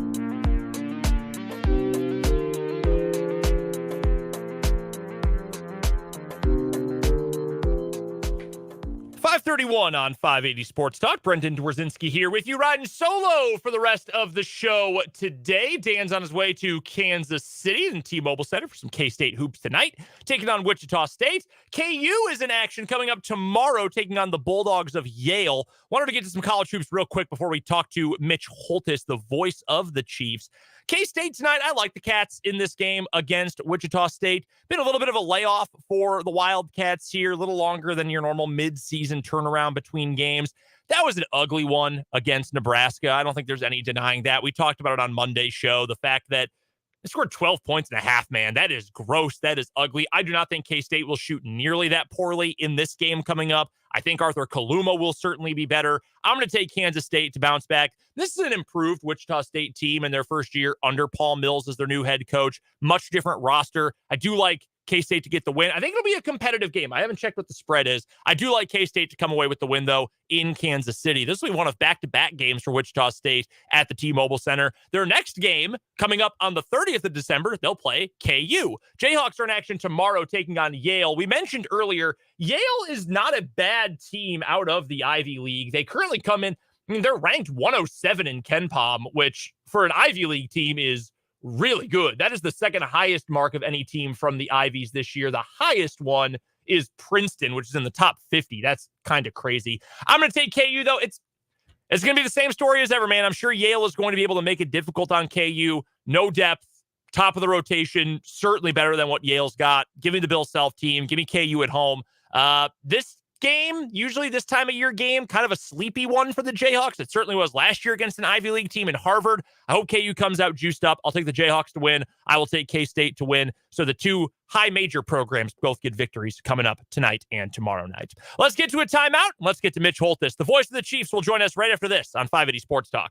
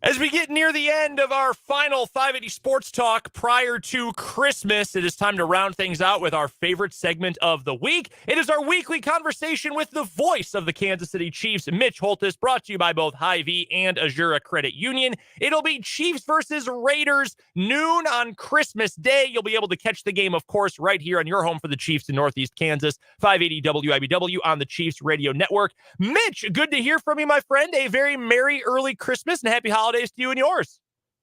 Yeah, same to you and to all your listeners. And we know so many of them after living in Silver Lake 21 years and being part of the Topeka scene for that as well. So, yeah, for sure. Merry Christmas and happy holidays. How are you feeling about having a game first thing on Christmas Day? We've done it before. We've had Christmas night games. We played during the day on Christmas. Honestly, I'm okay with it. The thing, we saw this last year, we played on Christmas Eve. That was the day that I beat the drum and did the first quarter from the top of the stadium when it's -8 wind chill. That's not smart. But it's a family game. There's different than a normal Chiefs game because there's so many families that are there, or a lot of relatives that are visiting from out of town. Let's say you would have out of town guests. You're going, well, let's all go to the Chiefs game and have fun. So they'll do meals and exchange of gifts and worship, and they'll do it around the game. But the game will be a part of their ceremony, or I'm not their ceremony, a part of their celebration. So actually, it's kind of cool when it works like this, because it just is an extension, like your own 12 days of Christmas. This is one of them. Let's look back before we look ahead to this matchup with the Raiders. I wanted to look back on last week's win over New England, and I thought overall it was I don't know about dominant performance by the Chiefs, but it was a very solid performance. That's not an especially good Patriots team, and they did get the 7 points after the tip ball turnover on the drop by Kadarius Toney, but other than that, I thought Patrick Mahomes looked pretty good. The offense was able to move the ball pretty well. Defense did their normal thing. Anything in particular that was kind of unique that stood out to you, Mitch, or was it just kind of a workman-like effort win for the Chiefs last weekend? No, 3 specific things that, if you think about it, could lead to good things even this week against the Raiders or beyond. And I honestly think that the tip ball interception, if that doesn't happen and the Chiefs go get another score, even if it's a field goal and they win 30-10 or 34-10, then the narrative of the game would have been totally different, instead of, oh my gosh, same old problems. But 3 things were there that were noteworthy to answer your question. One, in the case of Rashee Rice, and I've got a couple nuggets about him, that he made 3 critical third down catches. 2 were chain movers. 3rd and 8, he gets 10. 3rd and 9, he gets, or 3rd and 5, he gets 9. And he had to make tough catches, had to twist his body. Patrick put the ball where it needed to be, and they were not easy catches. And then the third down play was a chunk play of 21 yards where he became Patrick friendly again. He had to adjust a bit, got in the vision of Patrick, and got a 20-plus play. That was at a critical time. That was 1. 2, having Clyde Edwards-Helaire to show the persistence and perseverance to come back and be a factor in that game. His catch was awesome at the back of the end zone, a 48-yard screen pass, 100 scrimmage yards. And most in the Chiefs Kingdom thought they would never see a game like that ever again from Clyde Edwards-Helaire in a Chiefs uniform. And then 3rd, and finally, it was what happens when you have a full linebacker room. Drew Tranquill and Nick Bolton had only been active for weeks together, active weeks 1, 2, 4, and 6. So to have the whole linebacker core come with a force in this New England game, and actually Tranquill and Bolton played together some snaps. The last sack was a result of that. But Tranquill's just so good when you can turn him loose. He doesn't have to have the responsibility of having the green dot be the Mike backer. Just let him rip as a blitzer or cover guy. It's very powerful as well. So those were 3 main takeaways that not only were good for the New England game, but could help in this game and beyond. Mitch Holthus is our guest, the voice of the Kansas City Chiefs, joining us here on 580 Sports Talk, as he does every Thursday throughout the Kansas City Chiefs season. His appearances here on 580 Sports Talk are brought to you by Hy-Vee and Azura Credit Union. But you mentioned Clyde Edwards-Helaire, and I'm not in the locker room, so I don't know the guy personally, but from everything we've heard from his teammates over the last couple of days, and especially after the game last weekend, Mitch, sounded like everyone was really fired up for him. He was feeling confident after the game. Just seems like a guy that is really well-liked and respected within that locker room. How cool was it for him to have a moment like that when, like you said, maybe a lot of fans, and I'll say myself, I certainly didn't expect to see another game like that out of him in a Chiefs uniform? It's not been easy for him over the past year and a half, and especially to be inactive for Super Bowl 57. To be a healthy scratch is something that will stay with you all your life. So it's been difficult for CEH. That being said, he's never let it waver in his mental and emotional approach with his teammates. He's never dragged them down. He's never been a complainer, whiner, or, hey, when Clyde's walking this way, you go the other way or act like you're busy. Clyde's got a very embracing personality. has handled it as best as he could. And so that's when his teammates, when you see him respond and do great things like he did in the New England game, why his teammates responded so positively.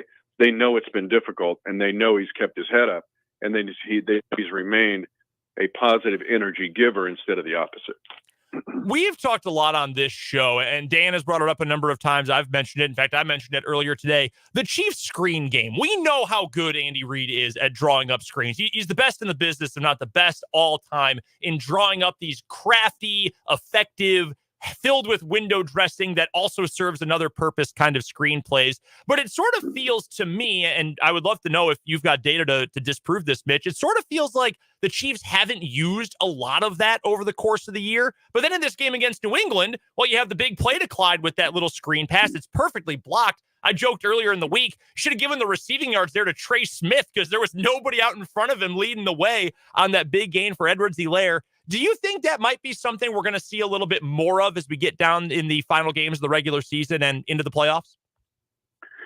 Yeah, and part of the creative screens were not just the wide screen that we've run twice now for 20 yards, I should say, against Buffalo and 48 in this game. There have been middle screens, kind of baby screens or half screens that Andy Reid has used. So I think all that becomes in play starting this week. But a real key to these screens becoming, instead of just good plays, big plays, honestly, is why I'm excited about Wanya Morris. If you look at the two screen plays we're talking about that equal 68 yards, Wanya, it's not on his side. The play side is Trey's. And in this case, with Juwan Taylor on the right side, and then, Creed's out in front of it. But it becomes a huge play when your backside left tackle going right runs at the oblique at about 25 yards and wipes out one guy that would be in pursuit. And Wanye's done that twice, and it's why I get fired up when I see it, because Wanya is athletic. He's a large human. He's got Trey Smith's personality where he doesn't want to take blows. He wants to deliver them. And he's got the ability on a screen like that to run and get one extra pursuer or wall off somebody sneaking in the back porch. And so for Wanya to do that twice was very exciting to me. I don't want to look too far ahead into the future, Mitch, because obviously there's still so much football to come this season with the regular season and the playoffs still ahead.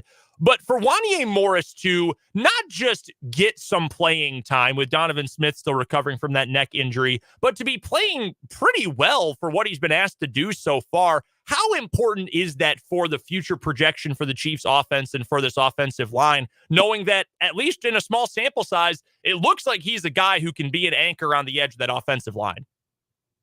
I would agree, and most of this would be an off-season discussion because I think he's an asset right now. Now, I think we'll see if he can become a star like you're alluding to, in which I feel like he can be, and I mean being a Pro Bowl left tackle, which it's been since Willie Roaf, since the Chiefs have had one. But right now, there is an explosive pop to his game that helps this Chiefs offense. He got beat by Von Miller in the play that was ruled an incompletion, or ruled a fumble that should have been incompletion in the Buffalo game. Von Miller got him. But I'm telling you, he beat Greg Rousseau a couple of times. And the Epinesa tip play that was an interception really was just a great play. Epinesa, that wasn't on Wanya. So I'm very excited about Wanya and what he could mean. But honestly, your assertion is something down the road. Right now, I'm excited because he's playing this week. And I think that is really good for this offense and good for Patrick Mahomes. Chatting with Mitch Holthus, the voice of the Kansas City Chiefs here on 580 Sports Talk, brought to you by our good friends at both Hy-Vee and Azura Credit Union. As we get ready for Raiders Week, Christmas Day, noon kickoff. Again, you'll be able to hear the game right here on 580 WIBW on the Chiefs Radio Network. Mitch, the Chiefs won the last time these two teams played just a few weeks ago, 31-17. And after the slow start, the offense was cooking. First career 100-yard game for Rashee Rice. Patrick Mahomes, I thought, looked fantastic as that game went on. But if the Chiefs want to avoid getting down in a big hole early this time against the Raiders, what are they going to have to do? You got to handle Max Crosby, who's just an alien freak. Here's your first nugget of the night. Max Crosby has played every defensive snap 7 times this year. He's done it 11 times in the last 2 seasons. Now, get this one, and I'm including Aaron Donald and think about the Chiefs rotate in and out. The rest of the league combined has 4. Wow. In a 2-year span. Max Crosby has 11. He's an absolute wrecking crew. He was part of destroying the earth when they played the Chargers. You cannot let Max Crosby. He's got some friends here that'll help him. And Bilal Powell's one of them, who Matt Nagy had with Chicago.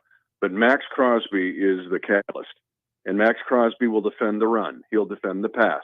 He'll wreck that screen pass that we talked about if you don't perfectly execute it, because he'll recognize it. Now, if you block it and you get him contained, then it could become a big play. But that's where you start, because Max Crosby can force the turnover. He can force it 3 and out, and he'll do everything in his power to get the Chiefs to be down again 14-0. Man, I know there have been a lot of good defensive players in the league this year. There's a couple of guys for Defense Player of the Year from the Chiefs, I think, Mitch, who are going to get some recognition this year. I know Myles Garrett's been great. I think I might vote for Max Crosby. The durability, the playmaking, and I got to be honest, I don't know if it's a rivalry, a quote-unquote rivalry, but Max Crosby versus Patrick Mahomes, that reminds me of when I was a kid watching like Warren Sapp versus Brett Favre. It feels very old school. Great edge presence versus a great quarterback. It feels like a little bit of a throwback, and that's what gets me excited, even if, it's a game I care about, a game I'm just, watching as a spectator. To see that kind of matchup, that's the biggest, most fascinating part of this game to me, I think, knowing the talent level of these two sides. And just to build on what you just said, can you contain the best player on the other side to allow your best player to cook the way we know they both can? And another nugget involving Max, which gives you an idea of his high level of success sustained for 5 years. He is one of only 4 players in NFL history to have 300-plus tackles and 50-plus sacks in his first 4 seasons.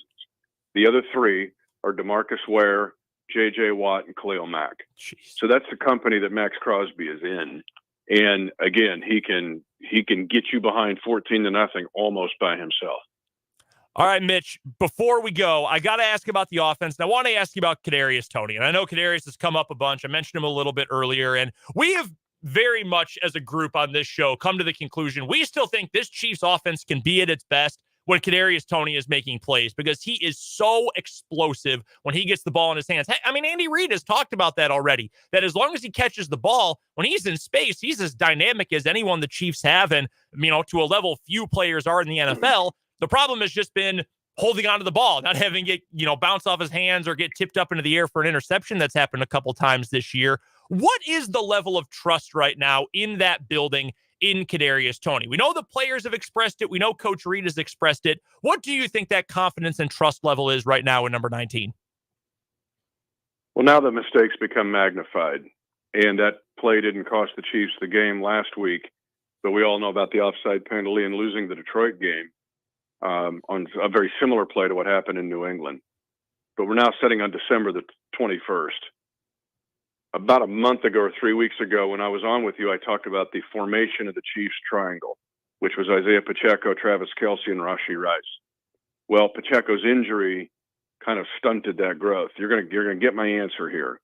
The fact that triangle is now back in play, and Rice is even better than it was when we discussed before as far as productivity. That's where you become. That's where your center of attention becomes, because the games mean so much. Now, if Toney's on the field, what do you say? How can he be not a detriment, and how could he be a positive? Well, it's almost like an extra running back. He becomes the McCole Hardman type guy, the jet sweep guy.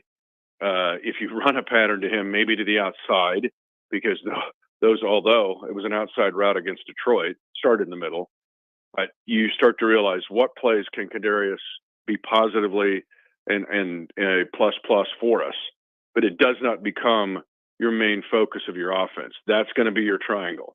And then you will complement it with Jerick McKinnon and Clyde Edwards-Helaire and Noah Gray. But this now becomes, from here on, a Kelce, Rice, Pacheco focus.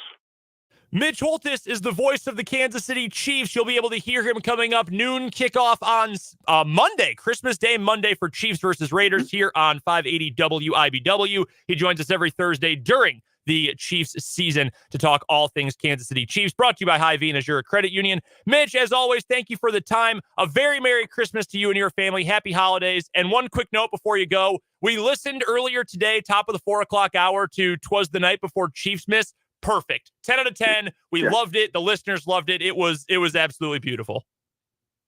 And did you watch the Minute with Mitch last night on Channel 13? You're probably on the air, because this would have been about 6:25 on the sports. Because my granddaughter, Lily, helped me tell you why this game is so big. Now, let me quickly, I know we're getting to the end of the segment, but this is your final nugget of the night. I got another Rashee Rice one, though. But the fact that this division was kept intact mainly because Lamar Hunt wanted to keep the old AFL teams together. 2002, the Houston Texans come into existence. 32 teams. What's it going to look like? 8 divisions of 4. Well, who's in those divisions? And Lamar Hunt was adamant about trying to keep the AFL together. That's why the 4 teams in this division were all original AFL teams. But down through the years, the Chargers have won 15 titles in the division. The Broncos have won 15 titles in the division. Who am I leaving out? Chargers, Broncos, Raiders have won 15 division titles in this division. And the Chiefs have won 15 division titles in this division, including 7 straight. So Lilly announced that the history would be, of course, winning 8 straight.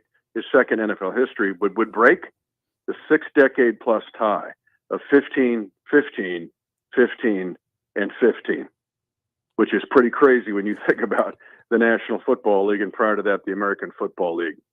That's a big reason why I'm into this game big time. Rashee Rice, over the past 4 games, only Michael Pittman has more catches in the entire NFL than Rashee Rice. He has 4 consecutive games of 7+ receptions, the 4th rookie since the AFL-NFL merger to do so. The only 2 players ahead of him on a streak of 7+ receiving games as a rookie, and they had 6. So if Rashee can get this done back-to-back, he would then tie 2 names I think you've heard of, Amon-Ra St. Brown and Odell Beckham Jr. That's where Rice is at over this past 4 weeks, and let's hope it continues. We absolutely do. Mitch, thank you for the time. Merry Christmas, my friend. You got it. Merry Christmas to you and everybody else. That is Mitch Holthus, the voice of the Kansas City Chiefs, joining us here on 580 Sports Talk. You'll be able to hear Chiefs football coming up right here on 580 WIBW, noon kickoff, 11 o'clock pregame on Christmas Day. With that, we've got one more break to get to, but first, why don't we get to a final word?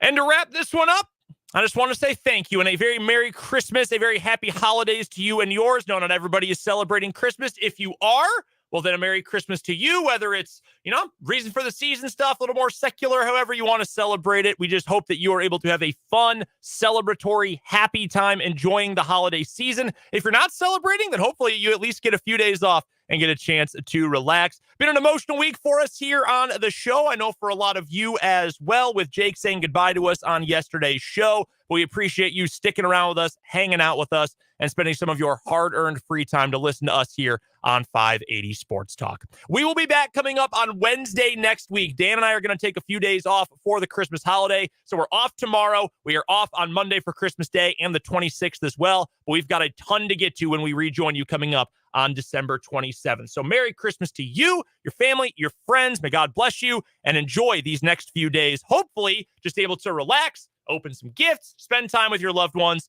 and maybe watch a little football as well. Don't forget that coming up tonight, we've got K-State basketball in action from the T-Mobile Center in Kansas City, taking on Wichita State. Chiefs football coming up on Monday as well. Keep wanting to say Sunday, but it's Monday, Christmas Day as well. We'll be recapping all of that, plus KU's bowl game, little KU hoops, and much more coming up next Wednesday on 580 Sports Talk. So until then, for my partner, Dan Lucero, I am Brendan Dworzinski. We will talk to you coming up following Christmas. And one more time, Merry Christmas to you and yours. Happy holidays to you and yours. We'll talk to you coming up next week after a few days off, right back here on the Sports Voice of Kansas and 580 Sports Talk.